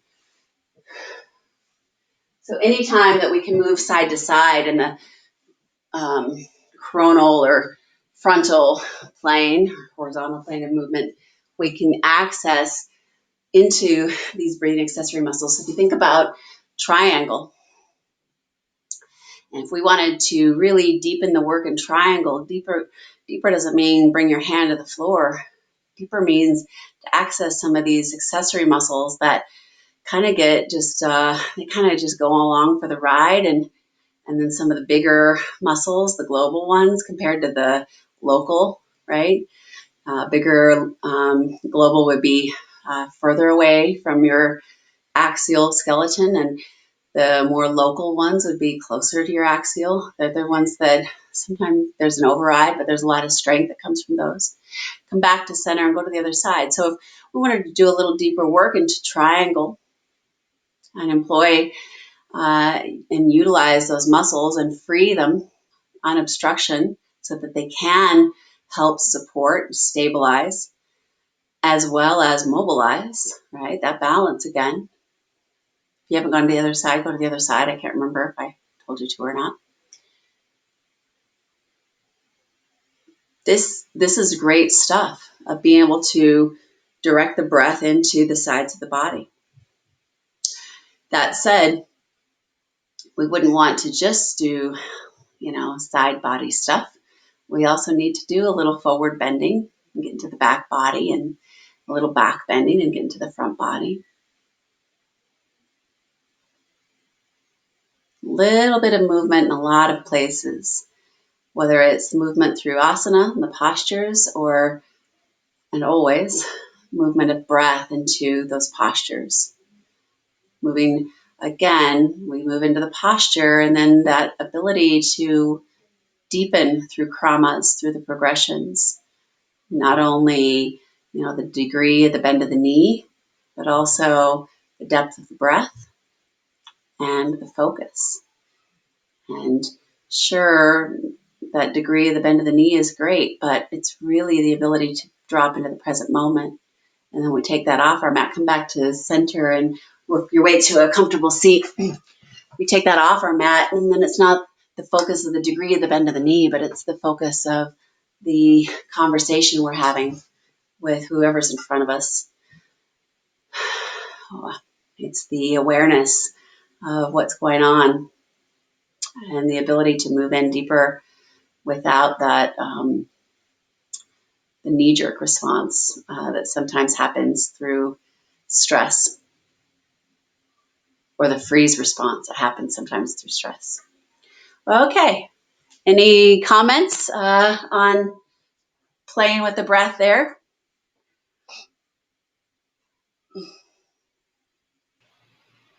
This is Stephanie, and I have to say that I did not love exhaling, lifting both legs up when we were in the prone position.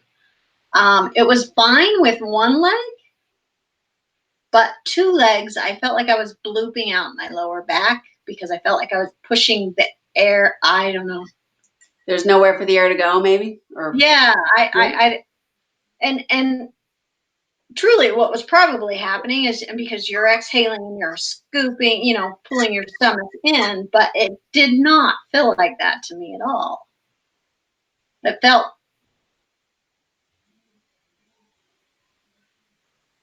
I don't know, it felt like there were warning bells going off. Something's not right. But I don't know if it was just in my head because, you generally inhale as you, so I have a hard time discerning if I'm really feeling that or if it's just muscle memory and what I've been taught. Anybody else have a similar experience or the opposite experience?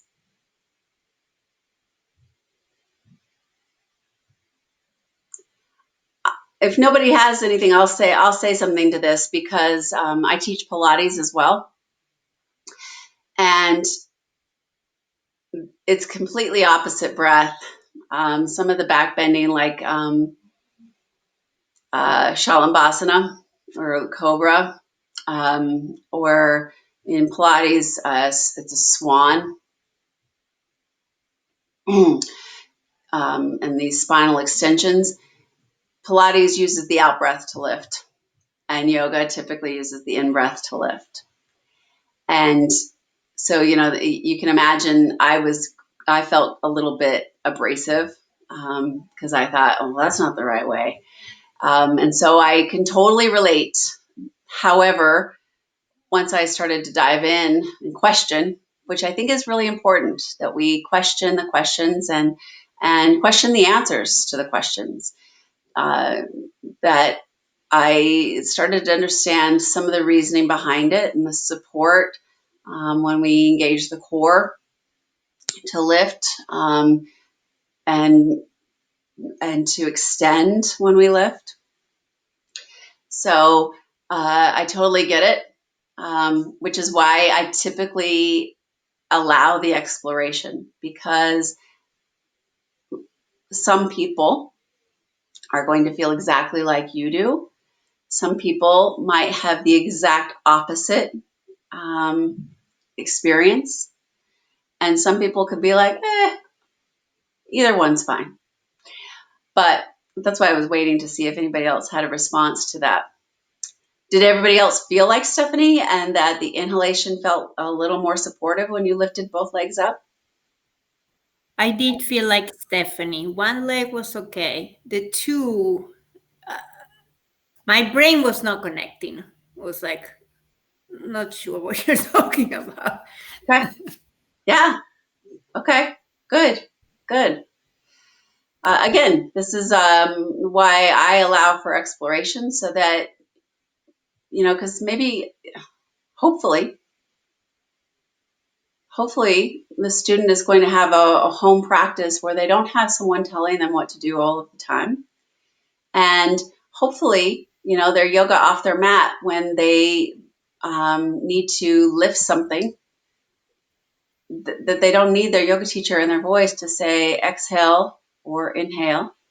And that because they've done some explorations and they understand how their body sinks and strengthens and how the mind connects to everything, that awareness allows them to practice, whether it's on their mat in a home practice or off their mat in their real everyday life. So that's one of the reasons that I allow for the exploration. I was hoping that someone had the opposite experience, but nobody has chimed in yet. I did like Kimberly from Warrior One, reversing with the exhaling, lifting the arms.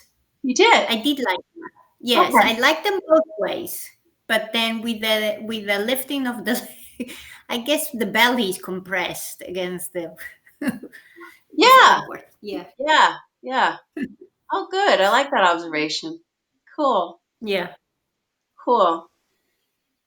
So when I teach, again, this is workshop-y, right? Where we're doing a lot of discussion, then try it, and then workshop-y feel.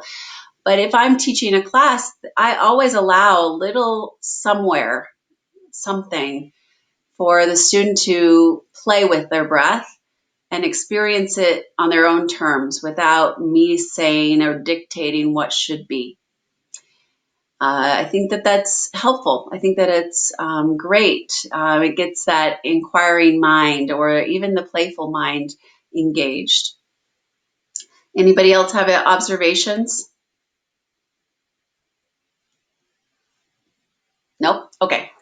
Next, take a balance pose. I don't care what balance pose you'd like to take. Tree, warrior three, dancer, Ekapada Rajapaktasana. No, wait, that's pigeon. Ekapada Hasta Padagustasana. Sorry, that's the one I was looking for. Eka means one, Hasta means hand, Pada means foot, Eka Hasta Pada Gusta. I don't know what Gusta is. I can't remember. Ton is to stretch. It's the one where you take your leg out to the side, standing. There's a lot of balance poses. So just take a balance pose and take a moment to find your mountain pose. And then from your mountain, morph it, transition it into the balance. And think about the ways that the inhalation, just work with the inhalation right now. I mean, you're going to breathe out, but think about the ways that the inhalation informs the posture, informs the pose, the asana. Where do you feel it? Where do you feel it enliven or invigorate or even brighten? Using your breath in.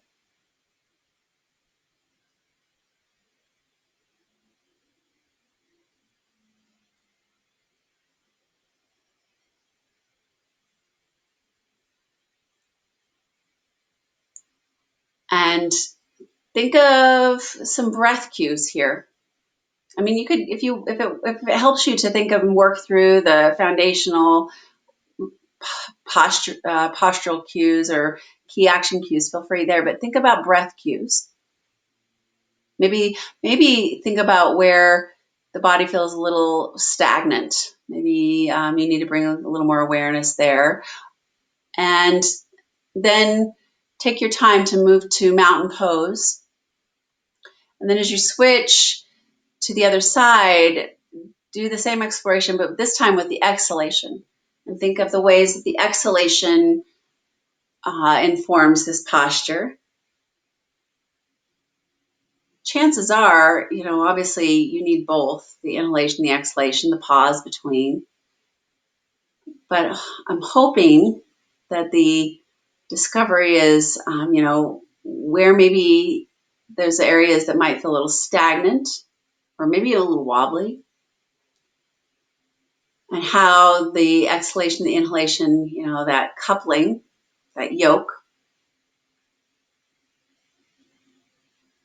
center you. But when we pull them apart and starting to recognize, the benefits of the inhalation, the benefits of the exhalation, that combination of the two.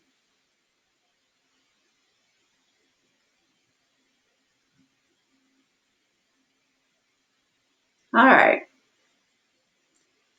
And now I'm hoping that I'll have more than one of you. I'd love if all of you would.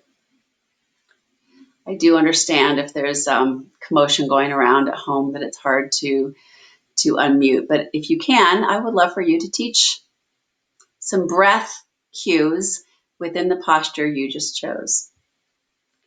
So, who wants to be first?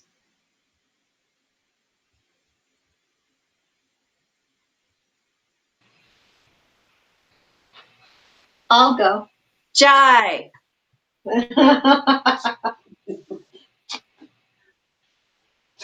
Okay. Standing in mountain pose. Inhaling, grounding down through the feet. Exhaling, pulling that energy up through the body.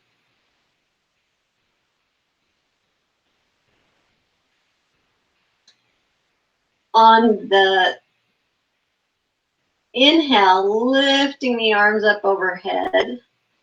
On the exhale, dropping the left hand to the side, keeping the right hand extended. Inhaling long. Exhaling, lifting the left leg, bending at the knee. Inhaling long, exhaling, binding the left hand to left ankle. Inhaling, moving the body forward.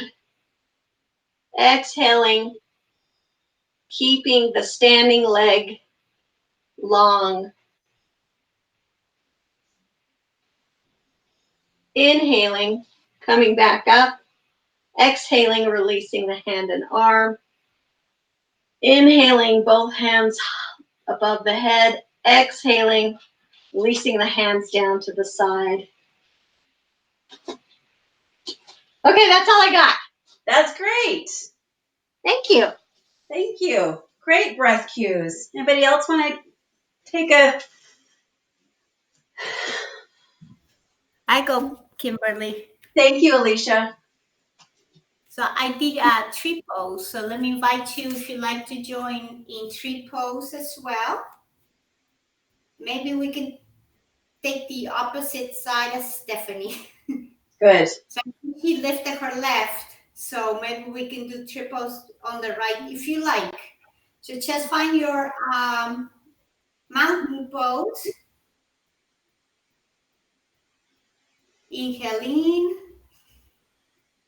exhale out, and maybe shift the weight towards your left leg, lift your heel of your right leg, rotating your knee open, and then lift the maybe chest where your big toes seal on the ground, or if you like, lift it up on your calf or all the way up on your hip, whatever feels good to you today.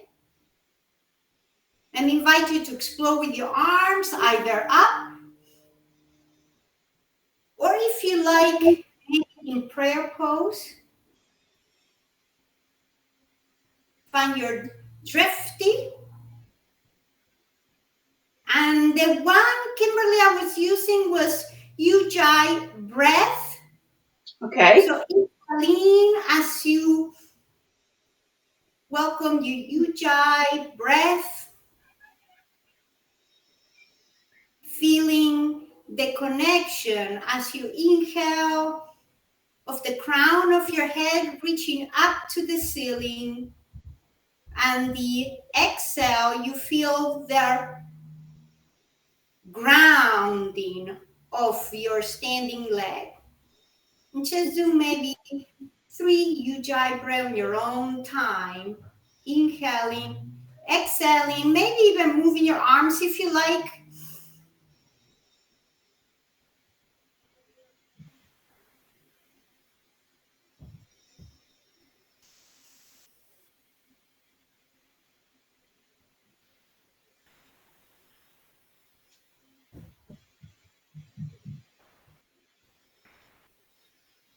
And if you like to join Kimberly in a more dancing tree,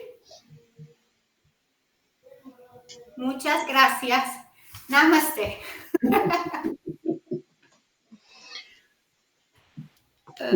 Thank you. Anyone else? Find your voice. Find your courage.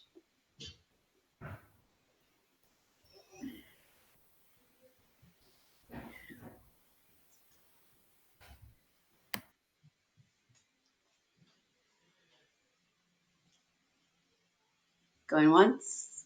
Okay.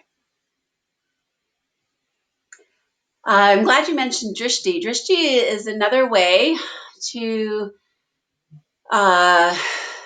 center and focus.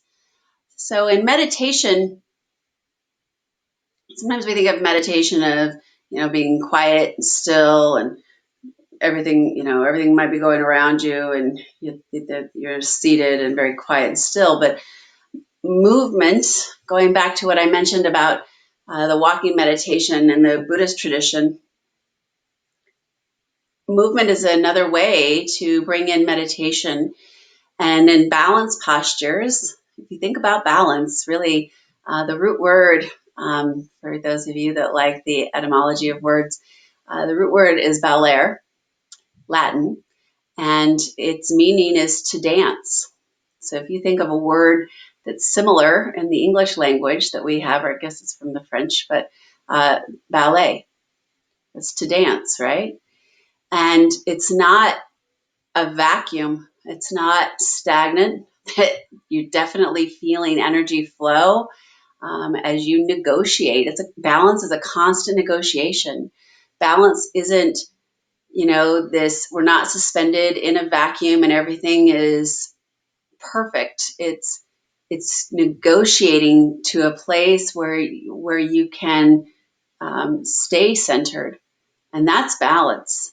Balance is constant negotiation between the ebb and the flow. And when we take our awareness, our drishti, especially in a balanced posture, but it could be any posture, that awareness is soft, right? If we talk about drishti for a moment, soft and steady, not hard and fixed. In fact, if you were to try and do a balance pose with a hard and fixed gaze, I'm going to wager that you'd probably lose that balance, because you have to allow the negotiation of the atmosphere within you and around you, and that negotiation is, it's always changing. And so the drishti, soft and steady, we're going to teach that. It's typically taught, something that's not moving in front of you. Another way to talk about it would be to take your gaze to the tip of your nose and then soften. So you're not looking hard and fixed at your nose, but that's softening to the nose. And then from that place, just like other kramas, whether it's through asana or how we've talked about progressing different pranayama techniques, then you start to layer it. Once you've taken your drishti to the tip of your nose and you find balance there, now can you shift it and take it to somewhere up a little higher, or take it to somewhere out a little further? And this is another way of being aware of what's going around you, but moving inward, that withdrawal of senses. And that there's a mindfulness and a meditative quality that comes when we allow for that equanimity, right? It's not stagnant, stable. There's some shifts that happen. Let's see. Is there anything else I wanted to mention about those postures? Stephanie, she did not a Rajasana, is a big one, right? So first it's balance. It's also a back bend. And on top, and it's a back bend where we bind, right? All while reminding ourselves to breathe. So the breath cues were beautiful and very slow and methodic. So it's great. Thank you. I will say, however, Kimberly, if I'm interrupting you, I did notice that I got nervous at the end and forgot to tell you to when to put your foot on the ground and to breathe through that. So thank you for not bringing it up, but I was like, oh, darn, I forgot that. Happens. But again, I don't know why you did say five mountain pose, so yeah. And it was a breath. I asked you to do breath cues, not to do the other, which is where I wanted the emphasis. And I think that that's important as well. We talked last week about how utilizing the breath in and the breath out can lend to asana, right? So if we inhale and try to fold forward, I feel that in my back immediately.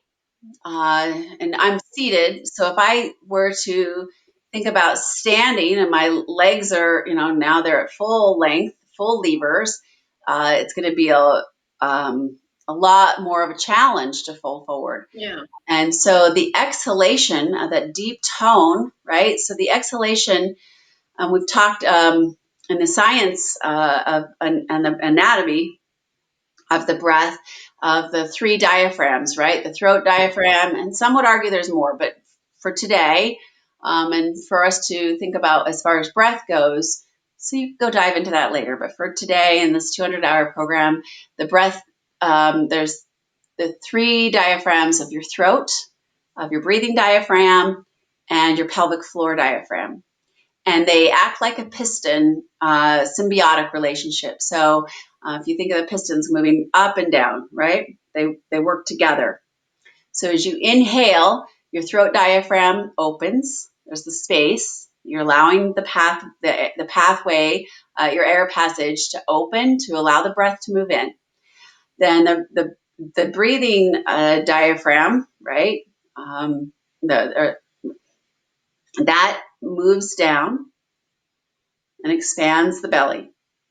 And the pelvic floor diaphragm also is a descend, and there's a relaxing there. So if I ask you to inhale and then think about the zipping up, it's a little harder to do. I mean, it's doable, but that's not the nature of it. It's inhale, we can retain, we can hold it, contain it. But then as you exhale, the pelvic floor muscles, they begin to lift. And the pelvic floor muscles, if I don't have anything to show you, but if they think of like the perineum, right? And more like a diamond shape. So as you exhale, there's a gentle lift on the front, which is why I use the imagery of as if there's a zipper on the front of your spine. So there's this zipping and a lifting, and then it continues up, right? The Uddiyana Bandha comes into play a little bit. It's just a gentle uplifting. We're not talking about the bandhas that we'd use if we were seated, but more just of the gentle zipping up and lifting. And then all of these breathing diaphragms, there's they ascend, right? So pelvic floor muscles, they ascend, they contract, breathing diaphragm relaxes and moves back up, and the throat diaphragm closes, which is where we get on the out breath when we're talking about the Ujjayi pranayama breath, that ocean breath that we can hear, or much like when we're fogging up a mirror using, that nostril breathing, there's the resonance there. Now, that said, I want to reiterate and again do the reminder that on the inhalation, there's also a resonance. And so if I'm teaching Ujjayi pranayama, I might use that as the reference of as if you're trying to fog up a mirror right under the nose using nostril breath as you exhale. And as you inhale, imagine that there's a mirror at the back of your throat and you're trying to fog up that mirror. And as you soften in and pay attention to your breath, you'll notice the resonance, not just on the out breath, which is, it's definitely more, what's the word? It's more pronounced than the subtlety of the inhalation, but both are there. And begin to refine this. Sometimes it's referred to as the ocean breath. The sounds of the wave, whether it's crashing and into shore or pulling back out to sea, and the ebbs and the flows. Sometimes it's referred to as the Darth Vader breath. I'm not a big fan of that one. I think it's a lot more refined than that, but I understand where it's coming from. I prefer the sound of the ocean when you hold up a shell, or the sound of a contented cat purring. And that resonance, there's a meditative quality to it. It also becomes a barometer. The breath is the barometer for our practice. If our breath becomes a little shallow or contrived, maybe our practice is going to be the same, that we'll feel a little shallow, right? So that the sustenance that the breath gives us to move into back bends or into forward bends or side bends, if we're not paying attention to the breath, we might lose that. And it also invigorates and enlightens. And we didn't talk about plank. How'd you feel in plank using your breath? Definitely I become more aware of the strength of my breath when I'm holding plank, and the strength there. Mm-hmm. Any comments on that? Because we didn't talk about plank. I can't believe that didn't come up. This is Stephanie. I really liked the analogy that you used of the fogging. I've heard the Darth Vader breath so many times, and I thought it was like cute and funny, and it I can see that. But I like how you said it really doesn't give merit, to the action of it, by calling it that, and by like visualizing the concrete, like, breath itself. But when we see it in the fog, both inhaling and fogging up the back of our throat, and exhaling and fogging up this, hypothetical mirror window, lets us see the breath. Like, we don't see this breath that is this life force, but like seeing it and, giving it that merit, I think really gives precedence to the strength of the Ujjayi breath. And I really liked that analogy that you gave. I've never heard that. I don't know why. Maybe I've heard it. I didn't take it in like I took it in this time. Yeah, I've heard the fogging up the mirror, the out breath, many times. So maybe, but the inhalation too. I think that Yeah. we sometimes lose that, and there is a subtlety and a resonance there, and that's that deeper, refined practice that when we move ourselves from the breath awareness, right? Breathing in, breathing out. I mean, Thich Nhat Hanh has something that he says about that, right? Breathing in, I don't remember. It's a little poem, but when we breathe out, breathe in, and then that subtlety that we go from the breath awareness into the deeper practice of Ujjayi. I like that one too, so I'm glad that resonated with you. Yeah, I liked that a lot, especially with the, inhaling of the prana, and fogging up our insides, like with that prana, and then, holding it and stretching it in the, you know, ayama part, like stretching that and holding that, prana in. And then, exhaling the apana out after we've absorbed, that life force. You get a real visual and physical sense of, prana. And that's the whole purpose, I feel like, of meditation is the absorption, of prana, Yeah, right? yeah, totally. Good stuff.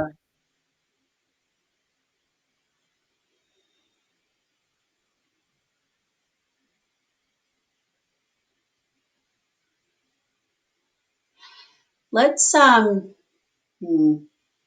just want to sit with it because it's so good. But let's talk about sun salutations for a moment.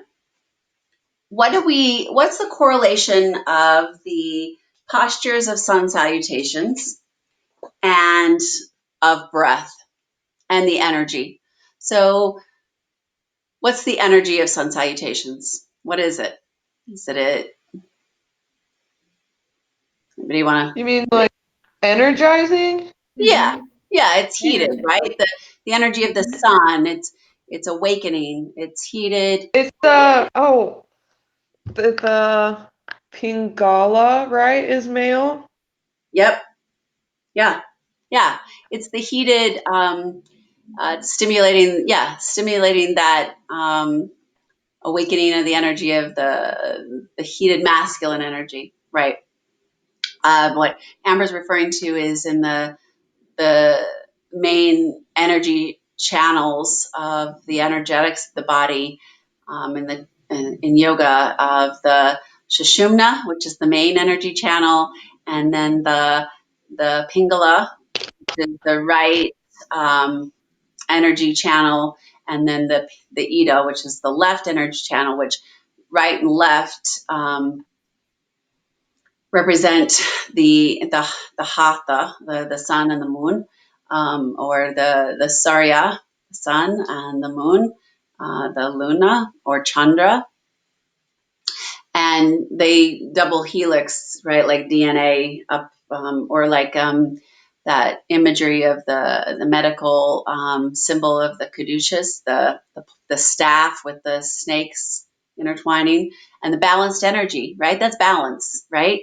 If we're too heated in one area, too much of that, we might have too much fire. We could have some metabolic imbalances there. Too much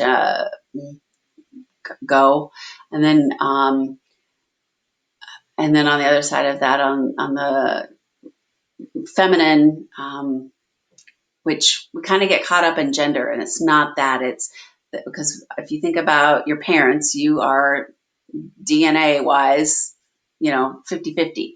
So you've got that balanced energy of the masculine and the feminine within you, of the heat and the actions of sun and the cooling, calm energies of moon. So what Amber's referring to is the Pingala is the right energy channel, and then the left would be the Ida. And this idea in the tantric tradition, the weaving, tan means to stretch. Tra is a tool. So mantra is the tool of the mind, the manos. But tantra is in fact, we have lots of Sanskrit words that have tan in it, like uttanasana or parsvottanasana, or, well, there's lots. But anyway, it's to stretch like a loom when you weave. And then the weaving that happens of body, mind, spirit. That's the tantric tradition, right? A little bit different than Patanjali of, yes, you have a body, and yes, you have spirit, and you need to overcome body so that you can tap into spirit. And Tantra tradition is this idea of, yes, you have a body, yes, you have spirit, and they're not separate. We can tap into all of it, everything, right? When you take a walk, right, and you clear your mind, there's mental body, and you can uplift your spiritual body, and release some of the emotional stuff, emotional body, as well as exercise your body, physical, and it's all connected. So that's the idea of tantra. So what we're talking about here with the energy channels is the Pingala is the right, and it's more heated. Yeah, so perfect. So we've got the energy of the sun, the energy of heat, the energy of energizing, invigorating, vitalizing. And what's the typical movement of sun salutations? Anybody have an idea? You mean like frontal plane movement? Oh, well, no, I didn't mean that, but that's it's actually What am I thinking? Sagittarius. There we go. Yeah. But no, I was thinking more of what's the ratio of breath to the movement through sun salutations. Does anybody know? One breath, one movement. To One lift breath. when you. One breath, one. Yeah, one breath, one movement. Is that what you were going to say, Alicia? Sorry.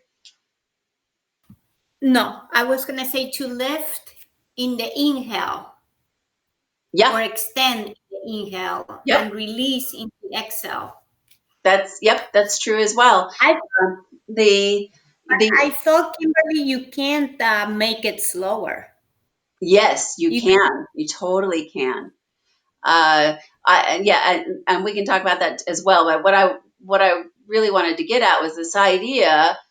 If we think about the energizing aspect of sun salutations, right? Sun salutations, you wake up, you're greeting the sun, namaskar, salute, right? If I come into the studio, I might say namaste. It's a welcome. It's so we say namaste because we've taken it to mean a lot of other things, which is a whole other story. But it's more of a welcome. It's welcoming, greeting the sun is what Surya, the sun, namaskar means.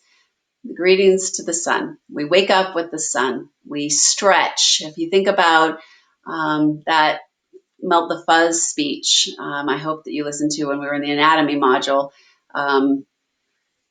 of Gil Headley. We sleep, and then we kind of get a little stiff. And so what do we do when we wake up? We yawn, we stretch, we start to bring some mobility into the body. We get that liquid feeling going again. And that's very much what sun salutations do, and they energize. So typically speaking, sun salutations are one breath, one movement. So inhale from mountain pose, reach your arms up overhead. Exhale, fold forward. Inhale, halfway, Ardha Uttanasana. Exhale, step your left leg back. Inhale, plank. Exhale, chaturanga. Inhale, cobra. Exhale, downward dog. Inhale, step your other leg forward. Exhale, step forward, forward fold. Inhale, flat back. Exhale, release. Inhale, reach up, Urdhva Hastasana, upward salute. Exhale, mountain. Inhale, reach up. Exhale, fold, Uttanasana. Inhale, Ardha Uttanasana. Exhale, step the other leg back. Inhale, plank. Exhale, chaturanga. Inhale, cobra. Exhale, Adho Mukha, downward facing. Inhale, step the opposite leg forward. Exhale, step forward, Uttanasana. Inhale, Ardha Uttanasana. Exhale, Uttanasana. Inhale, Urdhva Hastasana. Exhale, mountain. One breath, one movement. There's a cadence, there's a rhythm. I'm not a runner. If I was running, you should all start running. I have severe asthma. I've already, when we took the grandkids to the Yellowstone, and we were talking about, everybody's like, you gotta have bear spray if you see a bear. And I'm just like, you know what? If we see a bear, you guys start running. I'll stay behind because I'll just have to sacrifice. It's just the way it is. So if I'm running, it hurts. I puts me into an attack, an asthma attack. And so, what was my point of telling you this? Oh, the cadence. There's a cadence to it, and there's an energy to it of invigorating, right? I know, not because I'm a runner, but I know of a runner's high. I know I've heard of it enough to understand it. I wish that it could be me, but it's not. It's just not for me. And there's a cadence and a rhythm, and that's a moving meditation. Okay, so to go back to what Alicia said, yes. Not to oh, sorry. I don't want to interrupt you. I forgot you were going back to somebody else. Okay. Well, let me say this, and then I'll let you say what you want to say. But going back to what Alicia said, we can slow it down. And typically, if we look at the way Surya Namaskar is presented in the Ashtanga style, not the limbs that Patanjali outlines in the sutras, but the Patabi Joyce Ashtanga Vinyasa style, that's part of the primary series, and it's the main warm-up. That's a lot to ask some bodies that might be a little stiff and they need a little more gentle way to warm up. And for a beginning practitioner, Surya Namaskar might be way too much all at once with one breath, one movement. And so the ability to slow down and to pause in between, those are transitions, and we totally can do that. And when we get into the sequencing and the teaching yoga aspects, we talk about how sun salutations, they're great as warm up, and depending on who your class is, sure, maybe that's, if I was teaching a bunch of high schoolers, and I'm going to use high schoolers, but it could be, it could be any age. But if I'm teaching a bunch of high schoolers that have a lot of high energy and I need them to focus and center, sun salutations is a really great way to do it. 10 a.m. in the morning or at 2 or 3 in the afternoon, right? If I'm teaching a group of me's, right, 50 somethings, I might need to accommodate for some stiffness because they sit at a desk and they've been sitting at a desk for decades, or they got some lower back things that they need to focus on, and they're not quite, their bodies aren't quite as mobile, right? There's been more years to have stories, whether it's through sports injuries or genetic histories or whatever. And so I might use sun salutations at the very end of the warm up, and I might slow them way down where we inhale and play with arms come up and arms come down before folding forward a few times. And then you pause in the forward fold, and you allow for you pay attention to some of those things that are happening in the back body as far as stretching.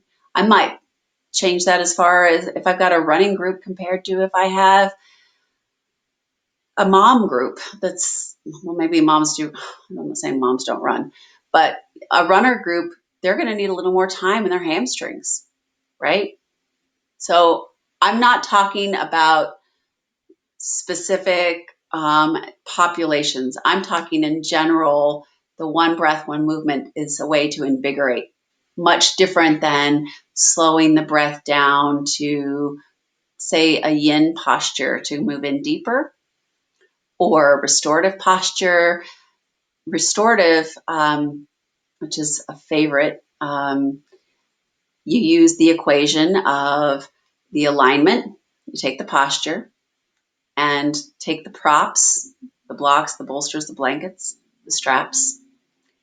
You take gravity, allow gravity to do some magic, and utilize the breath to tap into the deep healing aspects of breath. Not a ujjayi, this is just deep. Maybe 3-part breath would be a good one to do in restorative, or just deep breath awareness, maybe a little bit of a retention. And then time. Time is the big one in that equation. So depending on what we're doing, one breath, one movement to energize, invigorate, dropping into the breath to strengthen, like plank, right? I don't know how many breaths I had you hold that plank, at least 5, maybe 10, depending on how fast you breathe. It can strengthen into warriors. That's where ujjayi comes in. That deep aspect of strength and the upward lift, even though you're feeling that downward pull of gravity. Or think plank, transfer that to any of the warrior poses or any of the strong standing work that we do. And then, there's a lot of different things to think about as far as slowing it down to make it harder, like plank or warriors, or, well, any posture. You slow it down, you can make it a little harder, or slowing it down to soften into, compared to the sun salutations and that invigorating pace that you take to channel the mind. Okay, what did you want to say?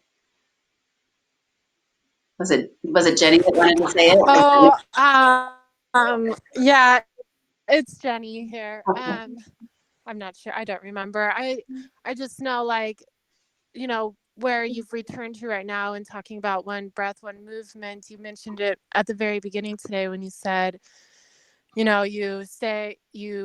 say the breath and then you do the pose, like you breathe and then you move. And it's not breathing and moving at the same time. You breathe and then you move, or you move and then you exhale.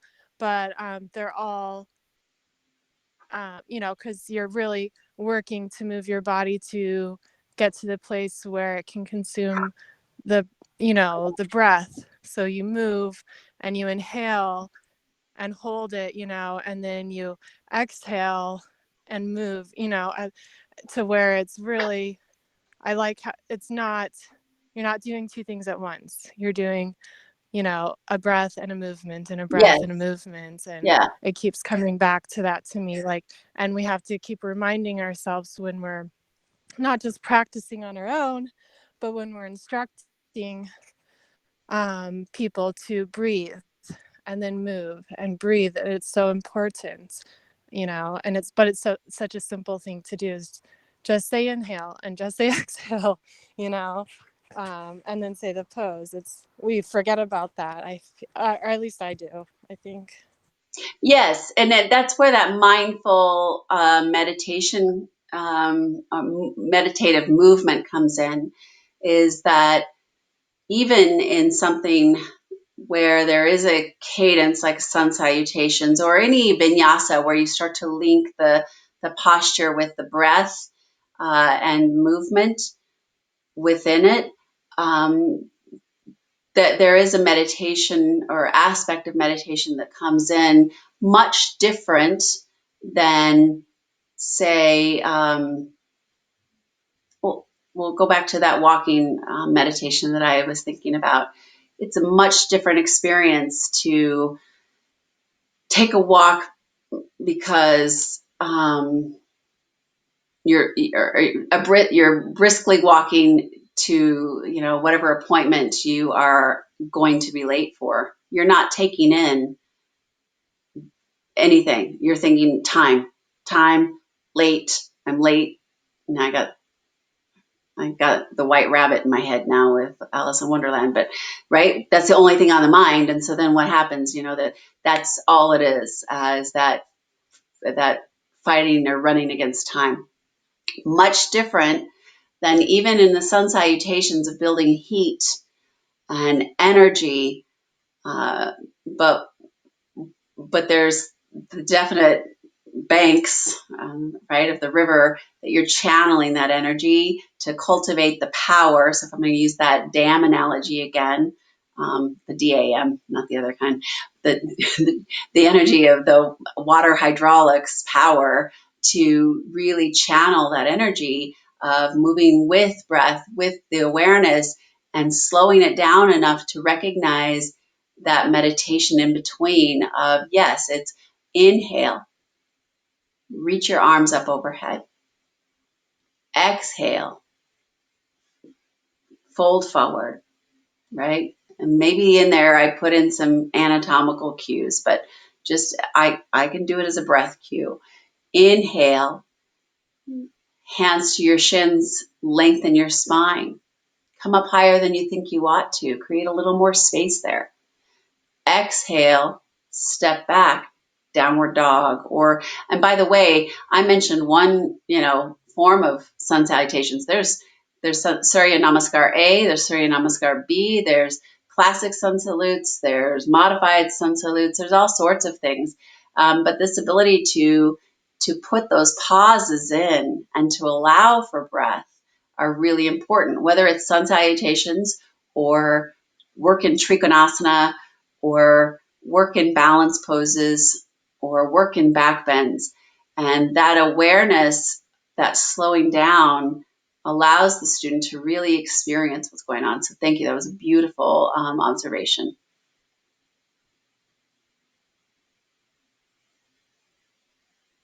My teacher, Dharma Mitra, I remember him saying that yoga asana, and he's from Brazil.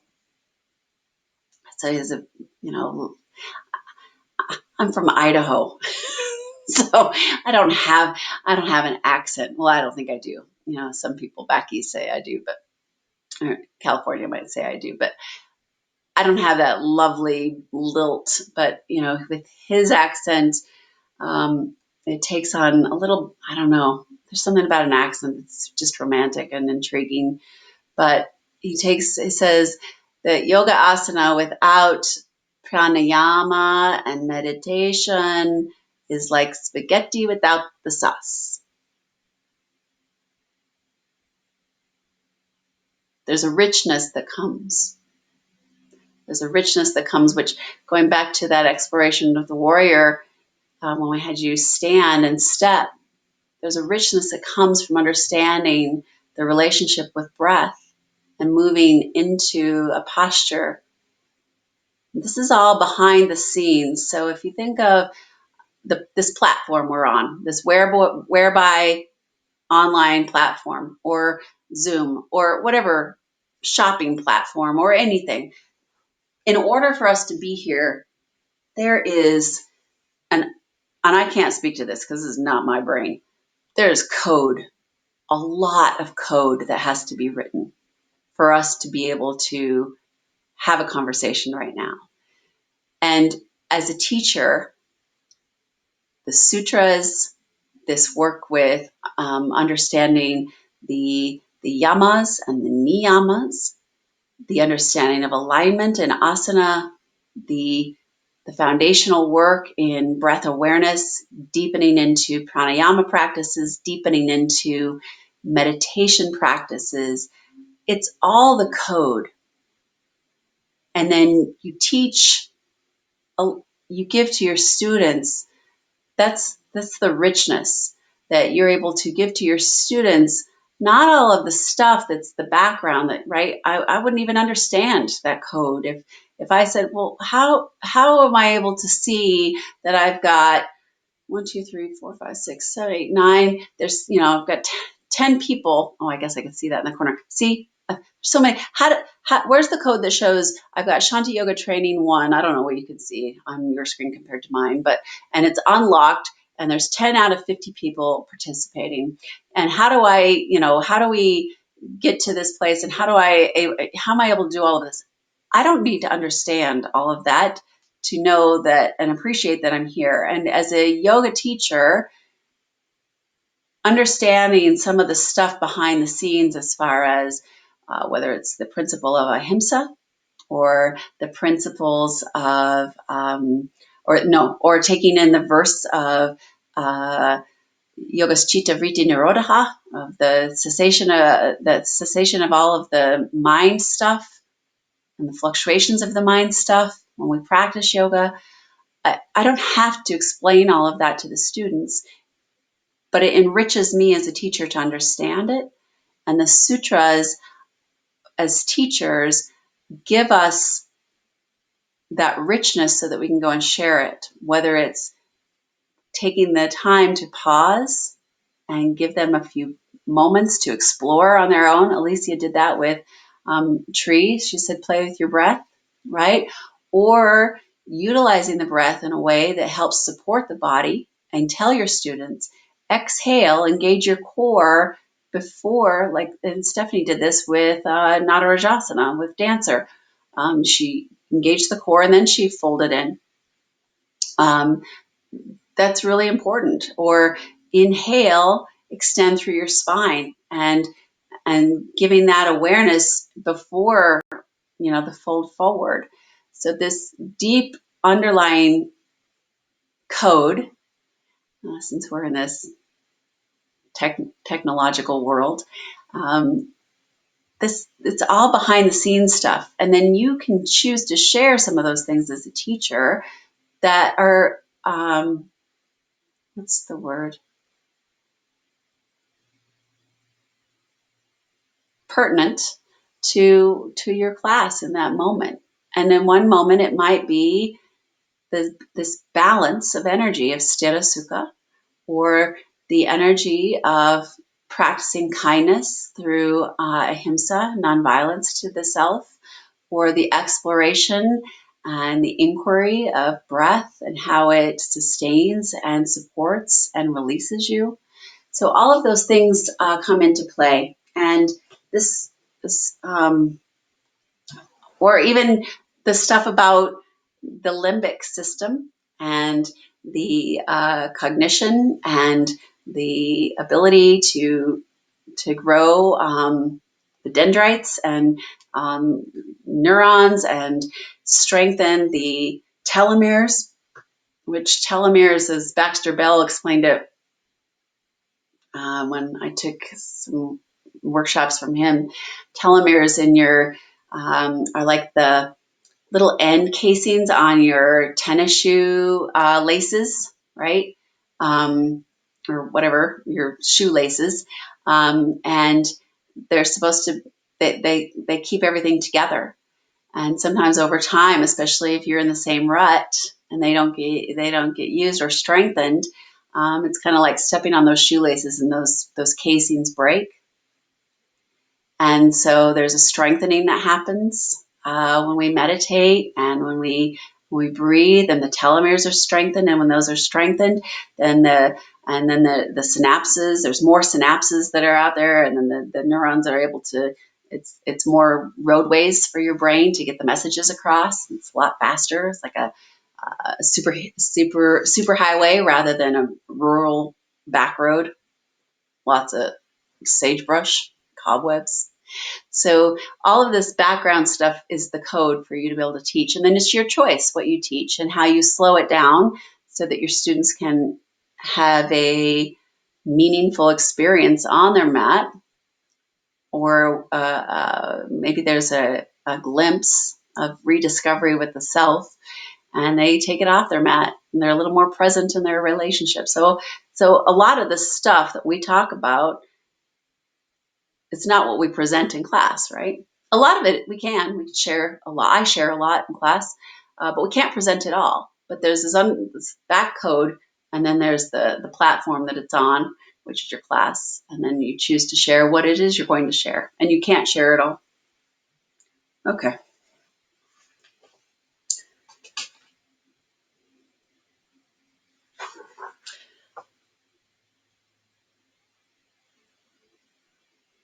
I was going to read you something, and now I can't find it.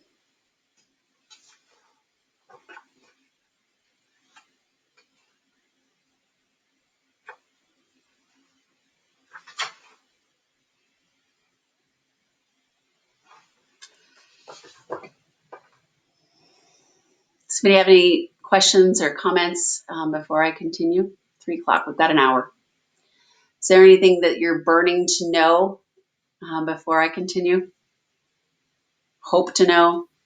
This is Robin. I have a question about when you have students in front of you and you talked about what you might teach to a certain group and what you might not teach to a certain group. How is it that you know that? Is it just based on the type of class that you're teaching, or is it your observations of the class, or is it because you know the students? I mean, if you're a new teacher going in and you've never taught this particular group of people, how do you know if they're going to be able to handle sun salutations or not? Or how do you know if they're going to be able to handle back bends or not? Does that just come with time and experience? Yes, it does. There's, and it's, I'm not, I'll be completely transparent. This is a new learning curve for me, teaching online. I just started teaching a new class on Mondays, and it's supposed to be every other Monday because my husband is not. He's very cautious because I'm in one of the compromised immune systems, right? I've got a few different immune disorders, asthma being a very big one.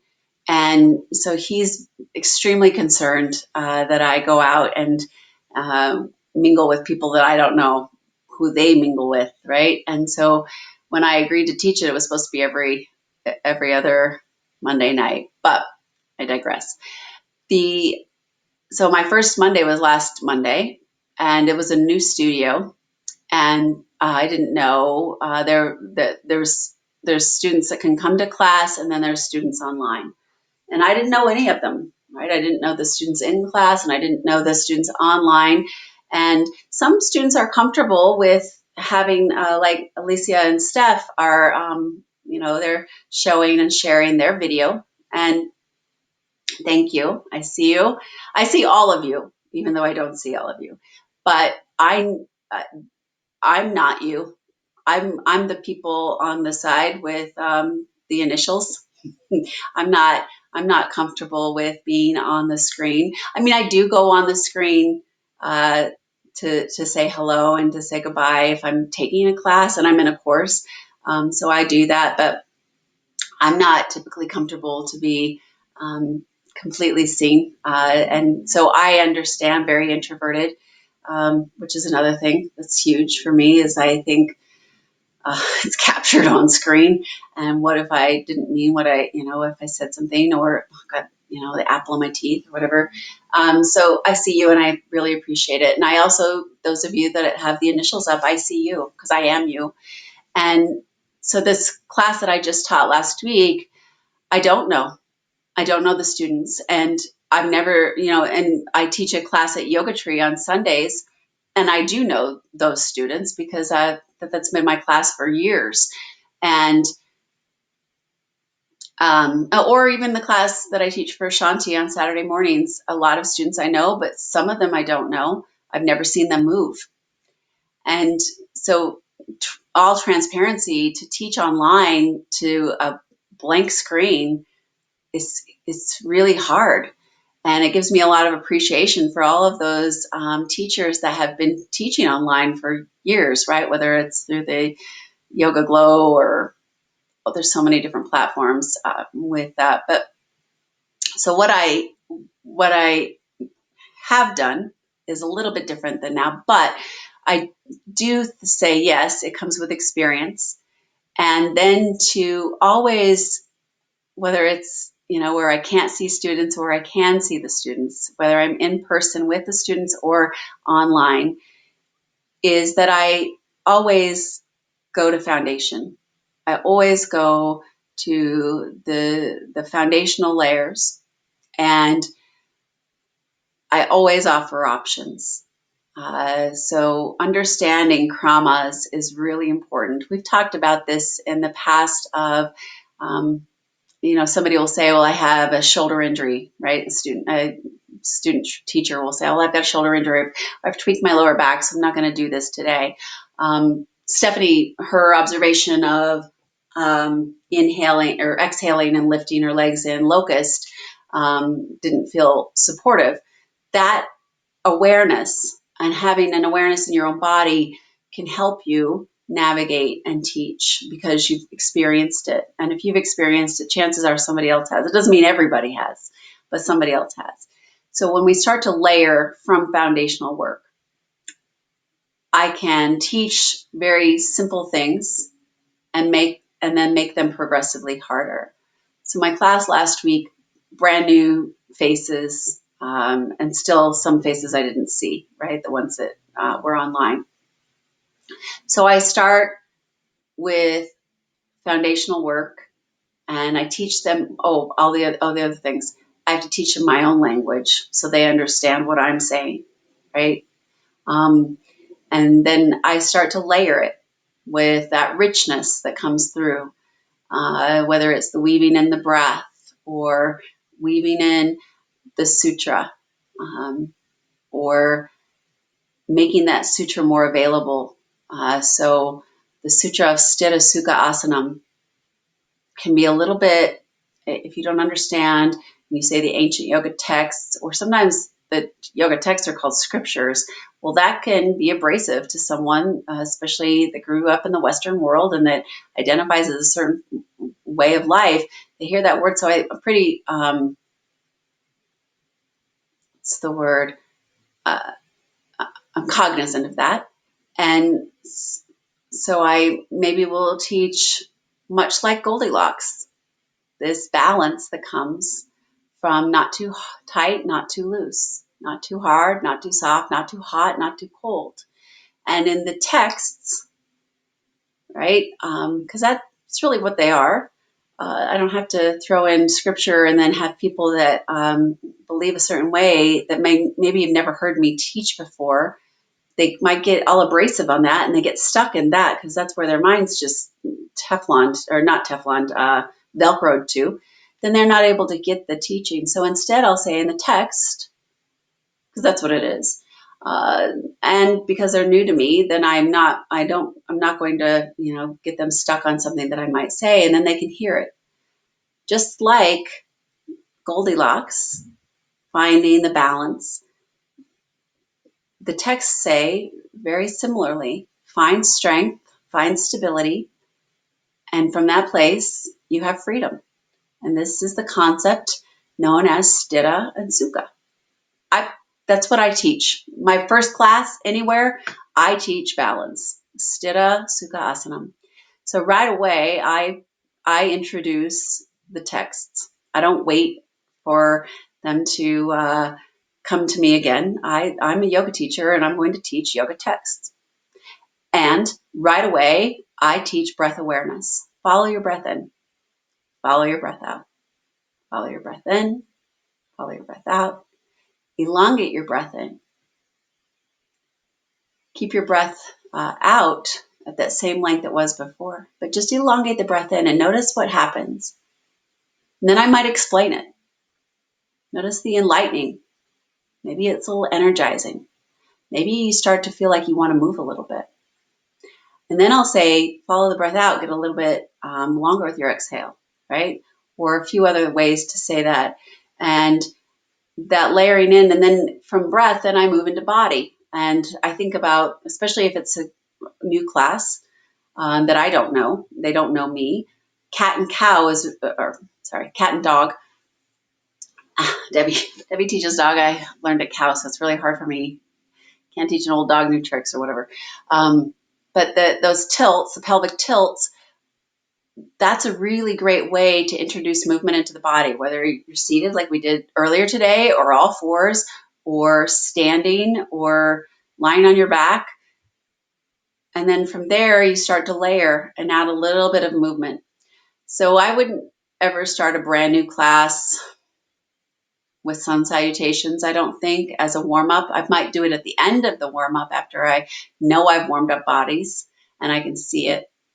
So hopefully that helps you. But I usually go with more of foundational work, whether it's breath or whether it's the philosophy, or whether it's asana. I go with foundational work, and then I progress. But last week during that class, the peak pose that I taught was half moon, balancing half moon. That's not an easy pose, but I did it because I progressed it really slowly. And even though I couldn't see the students that are online, I could see the students that were in my class in person. And I also offered options. And we get into that in the teaching module as far as the gateway poses. I can't remember if you've been in that part or not, but looking at what a pose leads to, a peak pose, and then letting the students stay at the gateway, that's their peak, or continuing on for the students that might want to progress a little further. Did that answer your question? It was a really long answer. I guess so. Yes, I suppose so. I think the bottom line, the takeaway is start with foundationals and get some experience under your belt. Honestly, I mean, experience really, the experience, yes, experience doesn't have to be you've been teaching yoga for 5, 10, 20 years. The experience can be you've experienced it in your own body. You've seen it in other bodies. Yeah, this is a really good place, and the teacher training program to, which is why I was hoping somebody else would have the opposite experience than Stephanie did when we were talking about the exploration on prone in the locust, because to start to understand there's all different types of bodies, that's experience. So I'm not saying you have to teach for 5, 10, 15, 20 years in order to gain that experience. But the more time you spend on your mat, and the more time you spend with breath and meditation, that's the experience. And then that translates when you take the role of the teacher and all of the code that you've been learning, right? And reading and studying, and even some of the stuff you don't even know. There's an alignment that happens with the yamas and the niyamas, and the alignment of your posture and of breath. And that comes in, and then you can start to see it. And intuition is another thing. I mean, I've been able to do that since the time I was a new teacher. So that's why I want to make sure that's yes to experience, but also to the experience of experiencing your practice, not to you have to have 5 years under your belt before you're able to see it. I think that there's the experience of practicing intuition.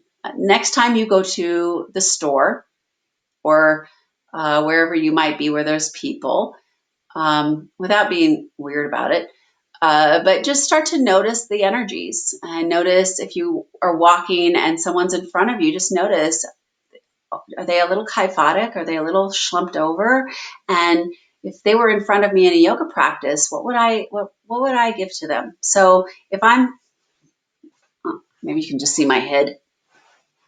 If I'm pushing a cart, I'm not standing, but if I'm pushing a cart and I'm here and I'm pushing a cart, I'm shuffling and I'm kind of moving slow, what might you think? And then you think about that and translate it into a yoga practice. What might you think Kimberly really should do a little blank? Opening, chest opening, heart opening. Yeah. So where would you start? What I'm doing right now is telling you have experience and that you just need to start to tap into the higher intuition. So you can see me and I'm pushing my cart, or I'm sitting in your yoga class and I'm kind of slumped. What might be the first thing if you saw me in your class in front of you? What might you think I need to do? I would start on our backs. Lovely. Why? Because then you have the floor supporting your back and you're going to naturally open up your chest. Yeah. Yeah. And we were going to do some breath awareness, and maybe I'll have you do that in the last 20 minutes or so on the back. But we did this, I don't remember, it was a couple weeks ago. And when we were on our backs and breathing, the observation was made that you could feel your breath a little more. Do you remember that conversation? Does anybody remember that? So yeah, starting on the back would be a really great way. You walk into your yoga class and not just me, but you see a lot of people that are kind of tense. Or you think about the time of day. You think about the time of, let's say it's 4 o'clock in the afternoon class.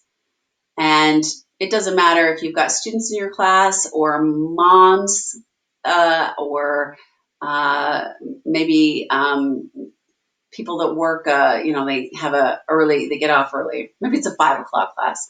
And you think about the end of the day and the gravitational pull on the body.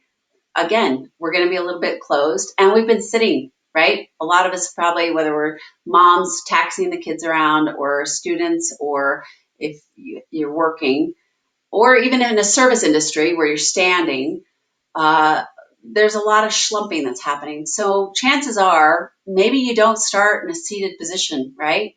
Maybe chances are you want to let them lie down and put that length back in their spine and bring the breath awareness in. Or you start in child's pose where you naturally elongate the spine. On the other side of that, it's an early morning class and they're just out of bed and it's invigorating. You want to get them moving. You want to get them stretching. You want to get them breathing, and you want to enliven it. So maybe you start in mountain pose, or you start with a little more of an energizing breath, right? A longer inhalation. Inhalation we talked about last week energizes and awakens, and the exhalation calms and releases. So maybe a little longer inhalation. And so that experience of just thinking about, okay, it's time of day, or look at the body that's in front of you, and just try that. Whoever comes in front of you in the course of the week, I mean, you don't have to tell them, wow, you really need to stretch your body, front body, and obviously social distancing isn't going to allow for you to go up and tap somebody on the shoulder and say, hey, you just need to do some of this. But just think about whoever you comes across you, just think about if they were my student, what might I do? And or if you have, someone in your household, or that, friends that you can, I don't know what you do, maybe you Zoom call, or in your office, just think about, or maybe even offer them, just do a little, those cat dog tilts are really great because it's breath. I mean, you naturally go to a deeper breath to move in. And when you start to slow down, then what else happens? And then there's that balance that comes in. So think about that. And I love the way that you just thought that through. So the experience comes from not time. I mean, it does with time for sure, but you can circumvent that. And through the experience of being a human and taking in some of the conversations that we have here and taking in your observations about the time of day, about body posture. That's the great starting point. It's lovely. Thank you so much. Thank you. It was a beautiful question. I hope I gave it the time it deserved and answered it the way it needed to be.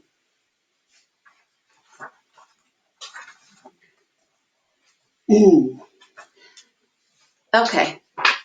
Unless anybody else has some questions, I wanted to look at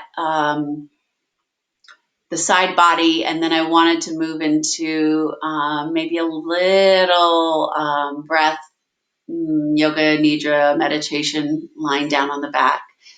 So any other questions or comments or thoughts I want to share before I move into the side body a little bit more?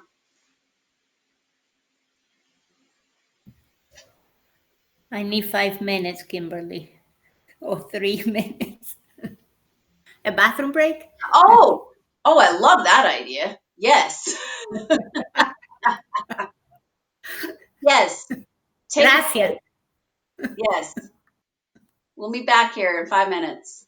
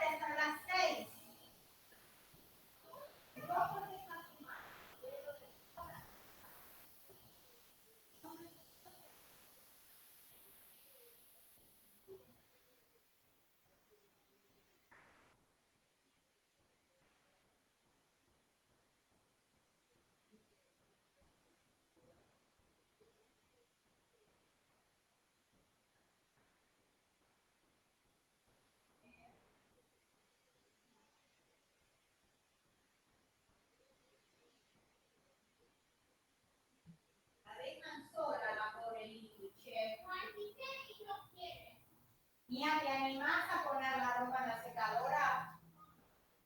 Bueno, yo voy a terminar la clase, me queda media hora. This finish at 6. Ahora.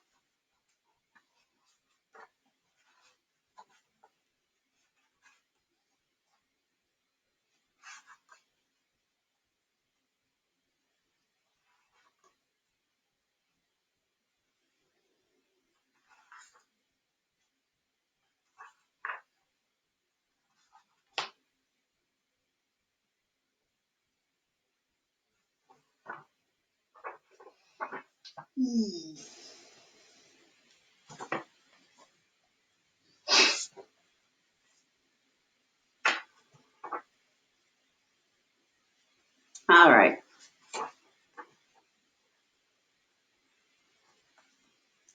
On a cellular level, go back to your biology. For me, that was high school, sophomore year. If I think about biology. On a cellular level, the nucleus of the cell and the cell itself, it's the energy, the ATP, is able to move and permeate the cell membrane. And then there's the on a cellular level, there's a change that happens. And it's all through the mitochondria, and the way that the energy from the oxygenated blood travels and moves into the nucleus of the cell, and even the cell. So this, trillions of cells that make up the body. So on the cellular level, there is a balance of sthita and sukha. There's the stability of the cell structure, so that it is a cell, but it also has the it's able to be permeated, and that energy is able to move in, and the waste is removed. And so at the cellular level, there's a lot of energy exchange going on.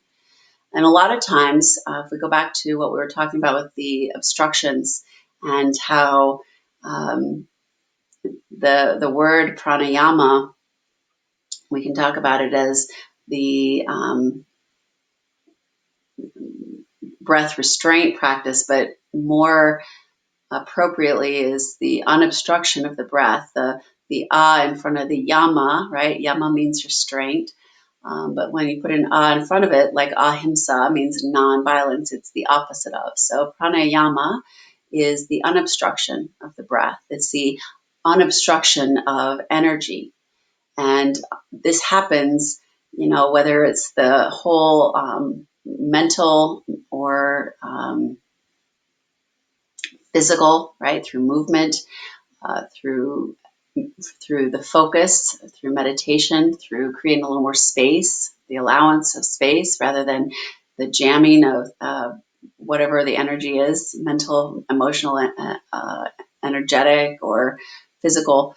And so on a cellular level, while we're moving and while we're breathing and maybe even giving a little peppering, seasoning of philosophy, whether it's through yamas and niyamas or sutras or chakras or mythology, whatever you're deciding to share. There's, on a cellular level, a lot going on, and that unobstruction is happening. And there's a freedom that happens and that healing that happens. So all of these, going back to what I was mentioning about this platform and what we see compared to what the background of how it's running, it's our body as well. And oh, by the way, you walk into a yoga class, and I've had to walk into a yoga class when I was going through a horrible divorce, or when I had stuff with my kids going on that I didn't know how to solve, and how I was going to pay the rent, and all sorts of things. Human, right? Very human. And I had to set those aside so I could be a teacher, right? And not be, once I was out of some of it and I could relate to it as a human, not as myself, individual, then I could share some of those things. But when it was raw, when it was happening, um, there's no way I could have shared it without making it me and not about the the the practice. And you don't. So if you've got stuff going on, chances are others have stuff going on, right? It's not about you. It's obviously this human experience, and you don't know unless they decide to share with you something that's going on. So what you can do, again, going back to foundation of tapping into breath, tapping into movement, making space for awareness to really show up, the witness, right? You are not the doer. It's a big teaching in the Bhagavad Gita. It's a big teaching in all of the texts. It's a Luke Skywalker thing. It's Yoda, right? Let the Force be with you. It is. So when we allow that space, then it doesn't matter if there's some sort of something going on in your student's life. You're giving them tools, even just the tool of being present for an hour, so that they can go back and deal with whatever it is they're going on in. And same thing for you. You step away for the time that you take the mantle of the teacher, take in the teachings of the teacher, or of all of the yoga, all of it. And just start with foundation, especially when you're having a hard day, or especially when you're not feeling like being a teacher, you're tapped out. Then go back to the foundation. And I don't know, I wrote this down. I don't remember who said it, but it has stuck with me for many, many years, that the aim, or the meditation, is not only the aim, but it is the foundation. And it reminds me of the old adage that the pearl, while not always visible, is there. You have to let the waters, the murky waters, settle. You have to let the silt settle. So that's Patanjali's Yoga Sutra, Yogaschitta Vritti Nirodha, right? You've got to let all of those fluctuations settle. And if you watch, if you were to take a glass of muddy water, you stir it and shake it and agitate it, it's definitely cloudy and gross. But if you let the silt settle, then that glass of muddy water becomes clear again. And the pearl, while not always visible, is there.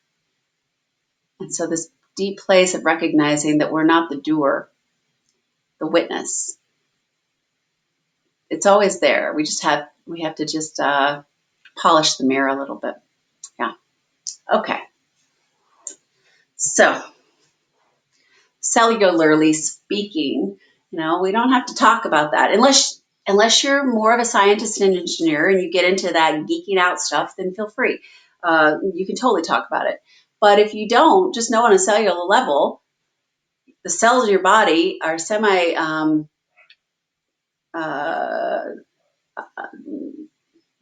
they're permeable. That's the word. And so that's the stira, that's the strength. But they also aren't so rigid that they can't allow the exchange of energy, right? Waste out energy and waste out energy. And so it's happening cellular level. You don't even have to know that. Okay, so just wherever you are, just take your arms and just use your breath and move in. And this, as a reminder, this is the frontal plane of movement, also known as the horizontal plane of movement, also known as the coronal plane of movement. So it's the one that kind of can trip us because we forget or second guess ourselves. And then from here, it feels so good. Just start to rotate into a twist. And then other side. And just take a twist each side, and you choose whether it's one breath or 3 breaths. If you think about the energy and where you've been this week, maybe you need a little more integration energy, a little slowing down. Maybe you need to move a little bit and you're a little tight and stuck and stagnant and you want to just get a little more energy in. I don't know if you're, winding down your day. You're just, you need to catch that second wind. But think about that. Think about, okay, if I was teaching to this time of day and students like me, would I slow it down or would I make it a little quicker? And then just pause on one side. And then inhale into the space you've got. So in a twist, there's a shape shift again, right? So there's some compression going on. There's not a lot of room in the lungs to be able to breathe fully because can't go anywhere. It's in twist. But just breathe into the space you've got.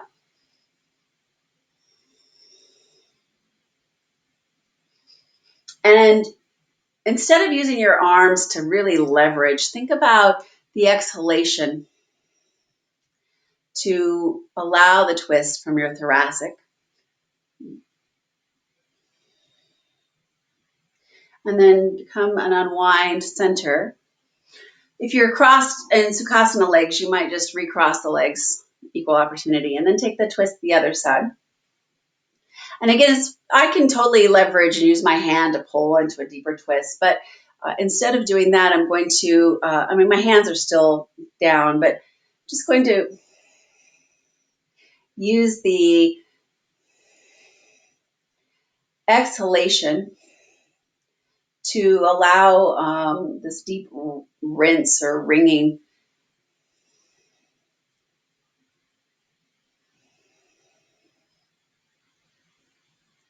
Or if you think like a sponge and then the squeeze and the soak of a sponge. And then unwind. And I'm just going to angle my camera a little bit differently.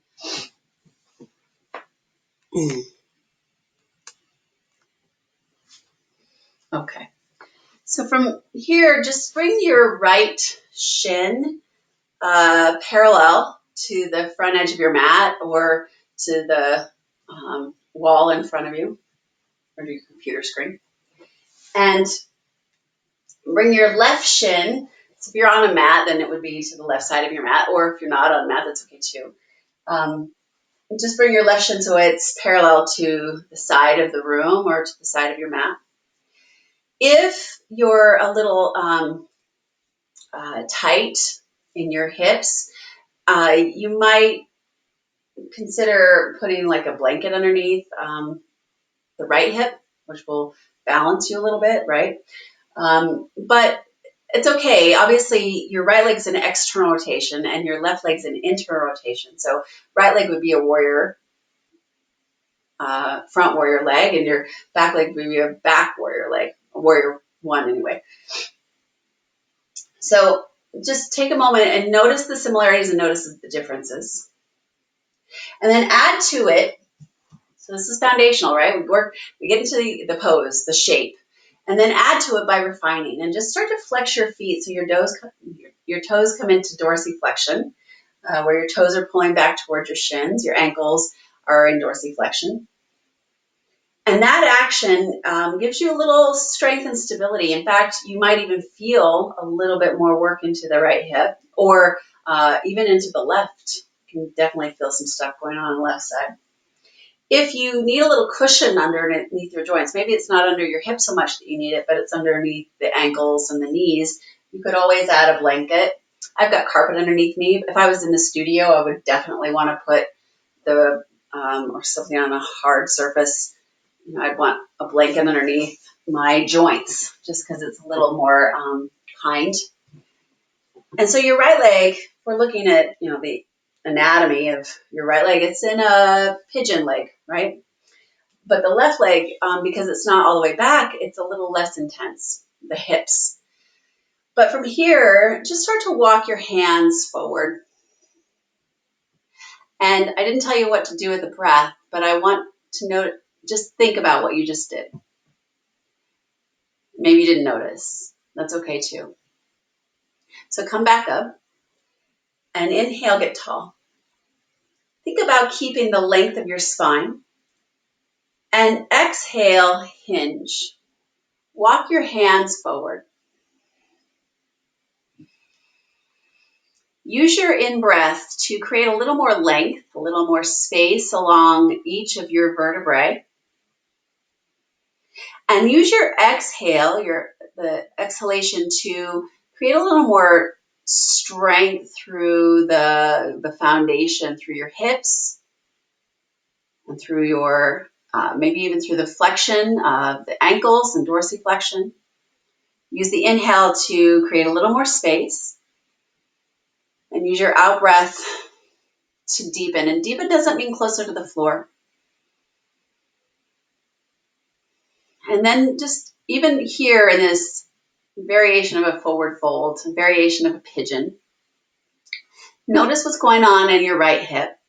This is an externally rotated right hip, commonly referred to and lovingly referred to as a hip opener.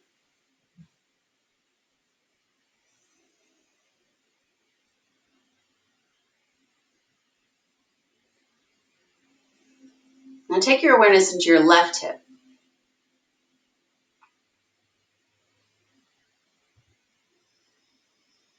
And now take your breath awareness into the sides of your body, from the outer hips, from your right hip and your left hip.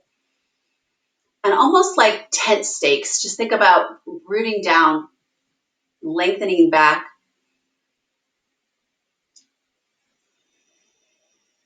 And from there, allow a deeper release.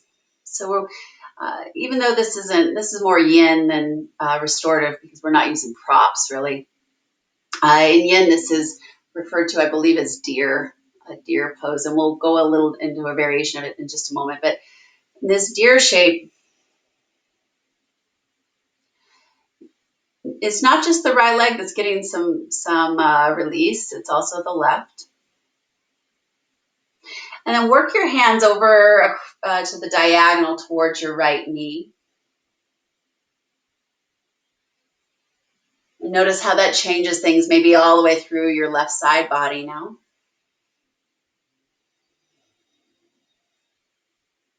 Think about breathing into the back of your lungs.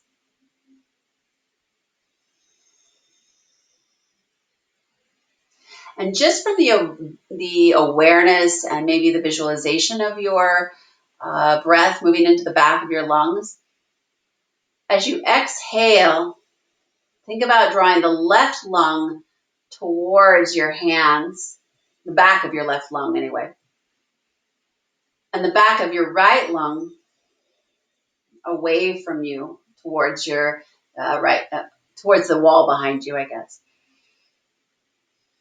And notice how that awareness can aid a little deeper twist, that it's not leveraging, it's not manipulating, but utilizing your breath to go into a deeper twist.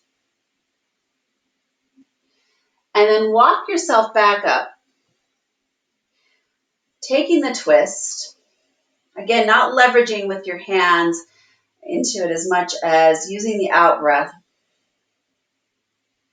and moving the right lung back and the left side of the lungs forward or into the twist. You can stay right here upright or begin to transition by bringing your hands down to the right side of your mat.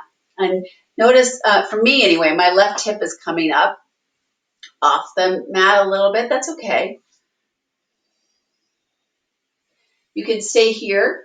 This is a krama progression. The next progression would be to bring your forearms down. Now, if you were fortunate enough to have pillows or blankets, this could be more restorative in nature, and you could, even propping something underneath you. So if I was teaching a restorative class, this is a favorite among my students, of a bolster and maybe propped with a block.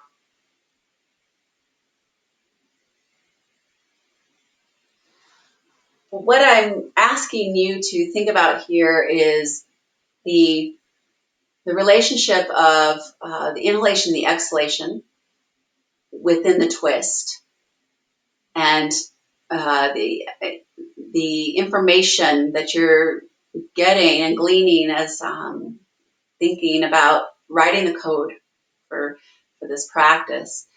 The background of how the inhalation gives a little more space and how the exhalation allows us to release. In this case, sometimes the exhalation allows us to strengthen, like in the case of plank, or in the case of utilizing the core so that we can go into a deeper back bend, or utilizing the breath in to create a little more length. But this right here in the twist of inhalation space and exhalation, just a deeper rinse, deeper squeeze. And then, if I was teaching a class, I'd let you stay longer, but we're just exploring for now. So I invite you to come back to this later and experience it as a full class. But come on up and then slowly inhale and allow your breath to take up more space in your body. Return through center. So breath-centered practice, letting the breath be the guide. And then come back and just shift and go to the other side. So whether you put a block or blanket under your hip, the left side to bring a little more balance, or the blanket under your shins and your ankles, whatever feels comfortable in your body. Bring your left shin parallel to the front of your mat or to the wall in front of you, and the right shin parallel to the side wall or to the side of your mat. And again, just start to take stock. Before we start to bring any awareness into the ankles even, just take stock. For me, it's a little harder on this side than the other side. I can feel it immediately in my right hip, much more than I did on the other side. So just taking the stock, taking the awareness of what's going on. And then start to bring your toes into towards your shins, moving your ankles into dorsiflexion.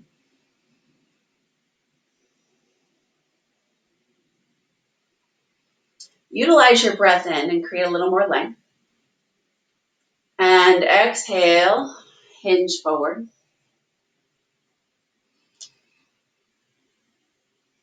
Sometimes in forward fold, so I'll use the example of standing forward fold.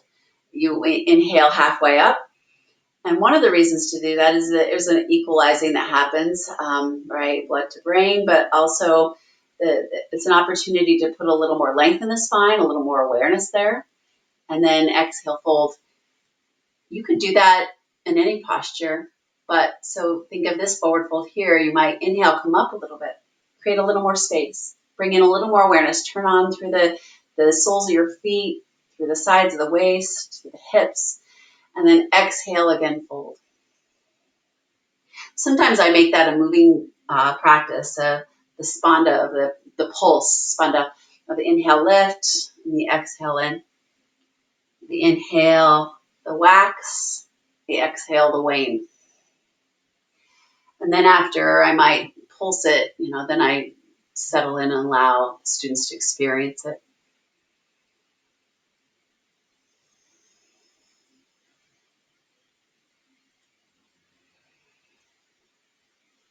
Walk your hands over to the left, so at a diagonal right now, just over the left knee, and just start to notice the shifting that happens. Take your awareness into the right side body,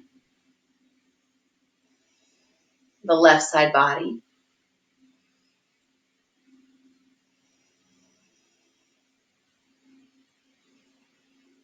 And as you exhale, think about bringing the back of your right lung forward.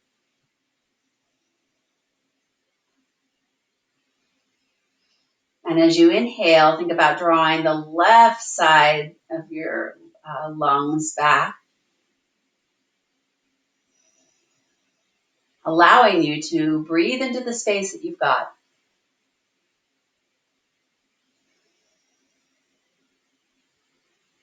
And then work your way back up to seated, and just think about some of that work with breath has already done some freeing through those accessory breathing muscles.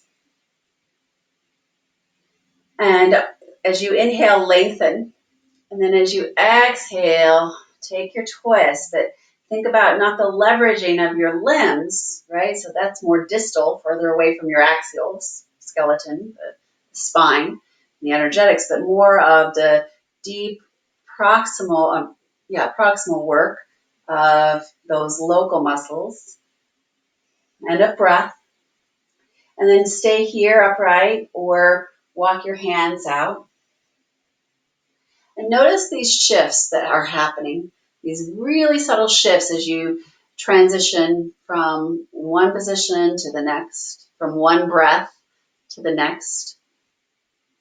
You might even move down a little bit more, whether you've got a bolster or a pillow, or maybe, it's more of just forearms down.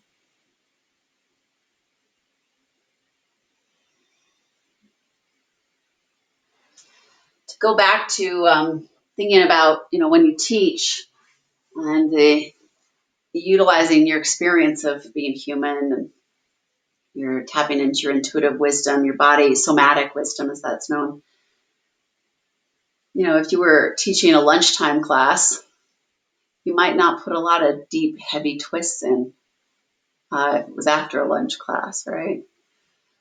Just because there might not be a lot of space because your belly's full compared to empty, which is also one of the reasons that we talk about a light meal before yoga, so that you're not lightheaded.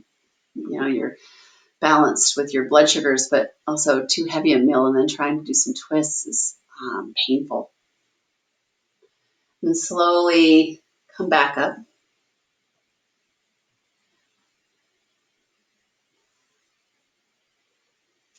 And I don't know if I have time for a full yoga nidra, so I'll make note of that and make sure I give you a full yoga nidra next week, because I think that that's a lovely thing, especially to allow your brain to grow into the space you've created. But just come on down to your back. You could do Shavasana. You could, if you got a wall behind you could do legs up the wall.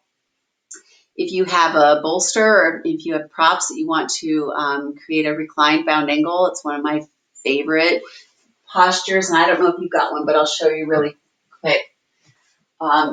You prop up with you prop your pillows or your blankets or your bolster with blocks, thusly, so it's angled, inclined.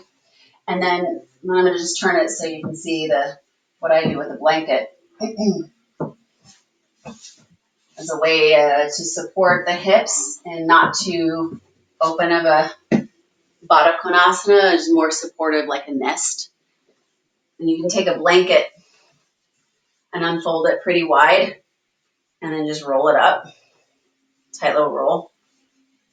You could also use blankets on the outsides of your thighs to do the similar thing, but I really like this. I think it's a nice way to nest and cultivate that sense of nesting. But so you bring your feet together in like bound angle, right? And then you take the blanket over the tops of your feet and then tuck it under your ankles for support and then tuck it back to your hips. So this blanket gives you support. You're not just splayed all the way open. With your bottom on the floor, not on the props, whether it's your blankets folded or pillow, but with your bottom on the floor, then you lower down and your back's supported. Now that said, you don't have to be in that bound angle pose. It's just a lovely, lovely way to incorporate some of the energies of hip openers, right? Baddha Konasana, bound angle, and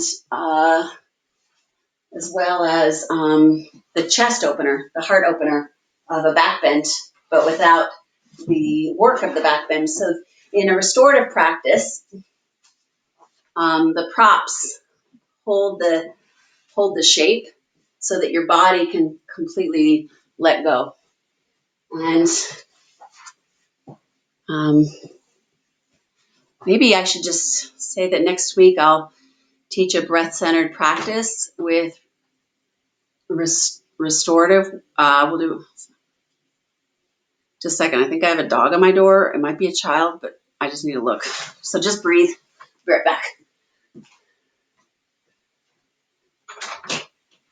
Hi, you coming in?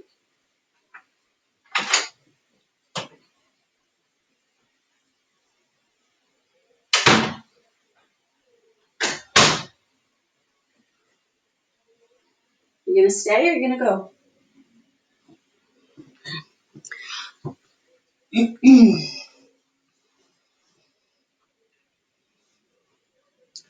Restorative practice, so great. But here, whether you're lying back or you're seated or you're lying without props, just take a moment to notice your breath and move the breath into the back of your lungs.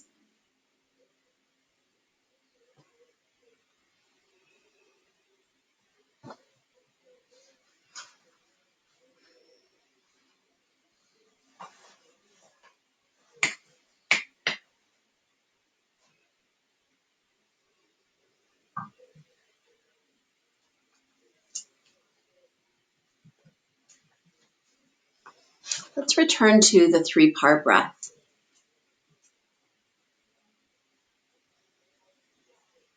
So as you inhale, imagine just moving the breath in 1/3 of the way.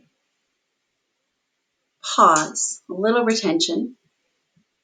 Then inhale, move the breath down, maybe like the bottom ribs. Pause. And now inhale, expand into the belly. Pause.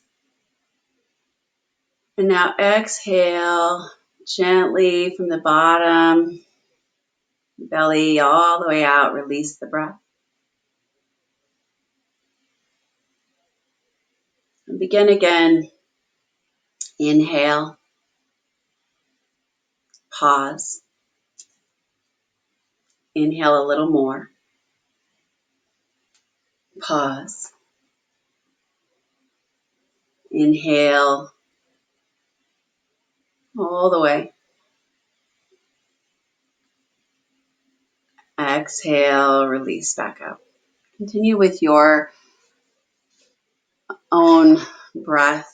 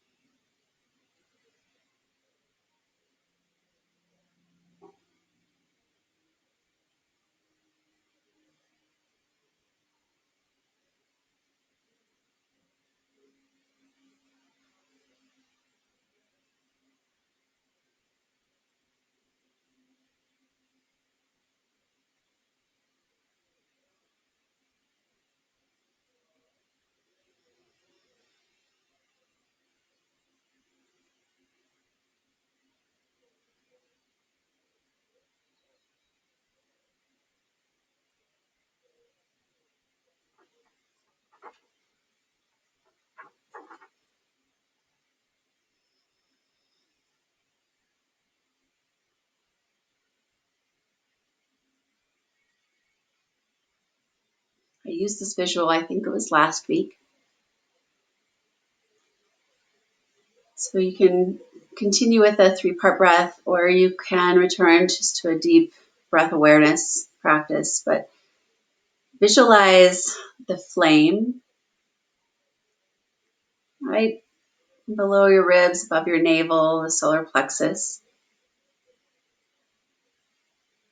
Talking about the physical body, this would be your digestion, your metabolic fire.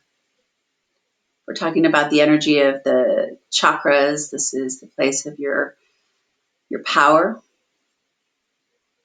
your strength.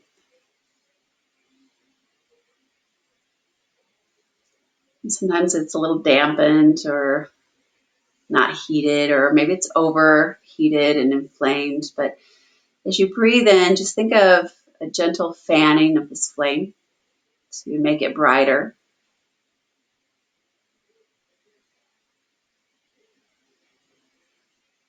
Much like if you were blowing to get the campfire to light up the kindling. If you blow too hard, the fire will extinguish. So just gentle fanning.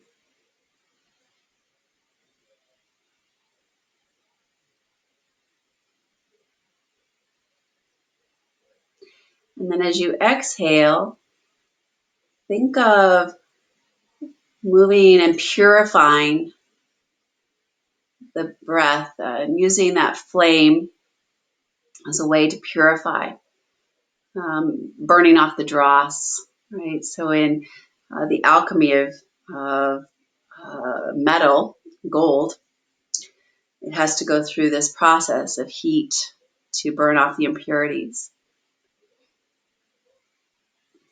burning off the dross. And so if you think of the apana, the out breath, a downward wind, if we're thinking of elimination, right? Now, talk about that baby in the diaper, that's one way, but there's also the ability to mentally clear out through the impurities, the filtering. There's the utilization of the exhalation to expire, to exhaust, let go as a purification. And when we are able to let go, exhaling, burning off the dross, or another way to look at it would be an offering. What are you offering to the flame? What are you offering up?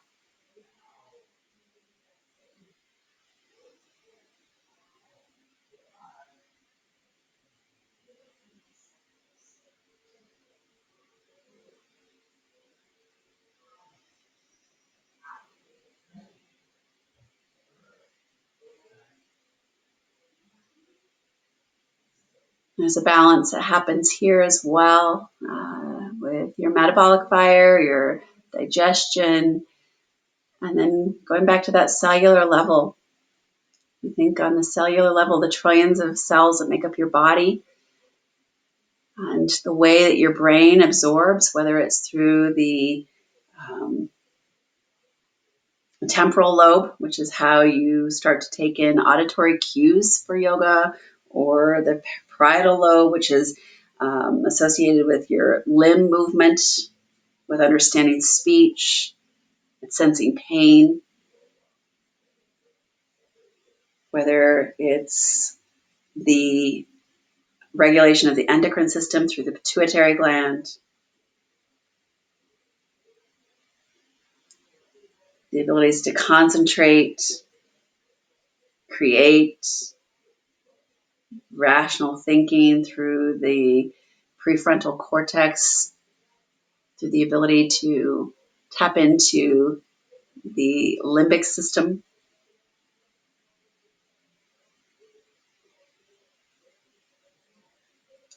utilizing breath and meditation and the healing that happens. Hippocampus, all of it comes into play on a cellular level, behind the scenes, while you're fanning the flame, balanced with burning off the impurities or offering up by way of intentions, awareness, concentration.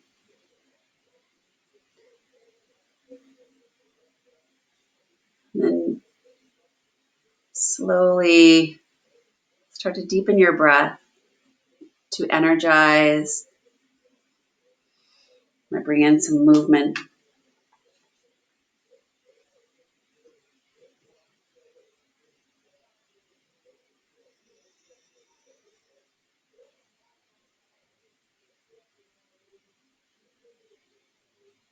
One of the cool things, come back to a comfortable seat as you take your time. One of the really great things about meditation and what happens with the gray matter of your brain.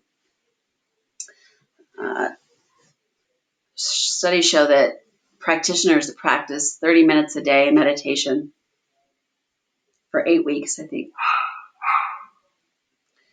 there was a reduction of the gray matter in the amygdala, which is linked to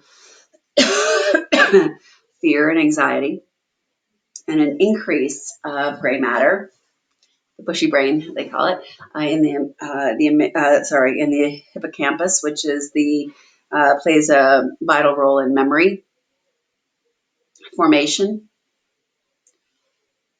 So as you come back up to a comfortable seat and think about some of this work that we've been doing, just recognize that sometimes we think that, oh, I've forgotten it, but it comes back. We review, we practice, we breathe, and that it's through coming back, right? It's not a one and done.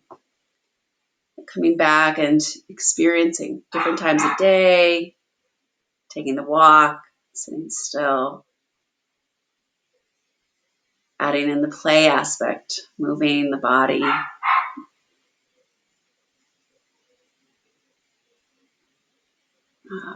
on a cellular level, right? Behind the scenes, all these amazing things are going on. Drawing your hands together to your heart.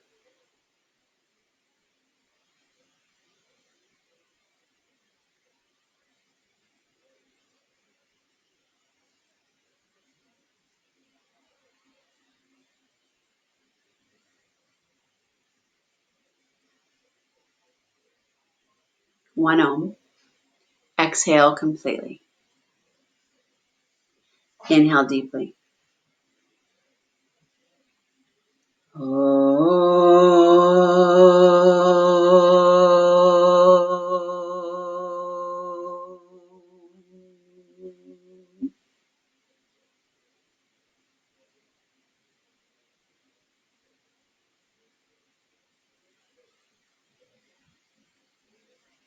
Soften your eyes. Start to softly bring your awareness back into the space, ever widening, and releasing your hands.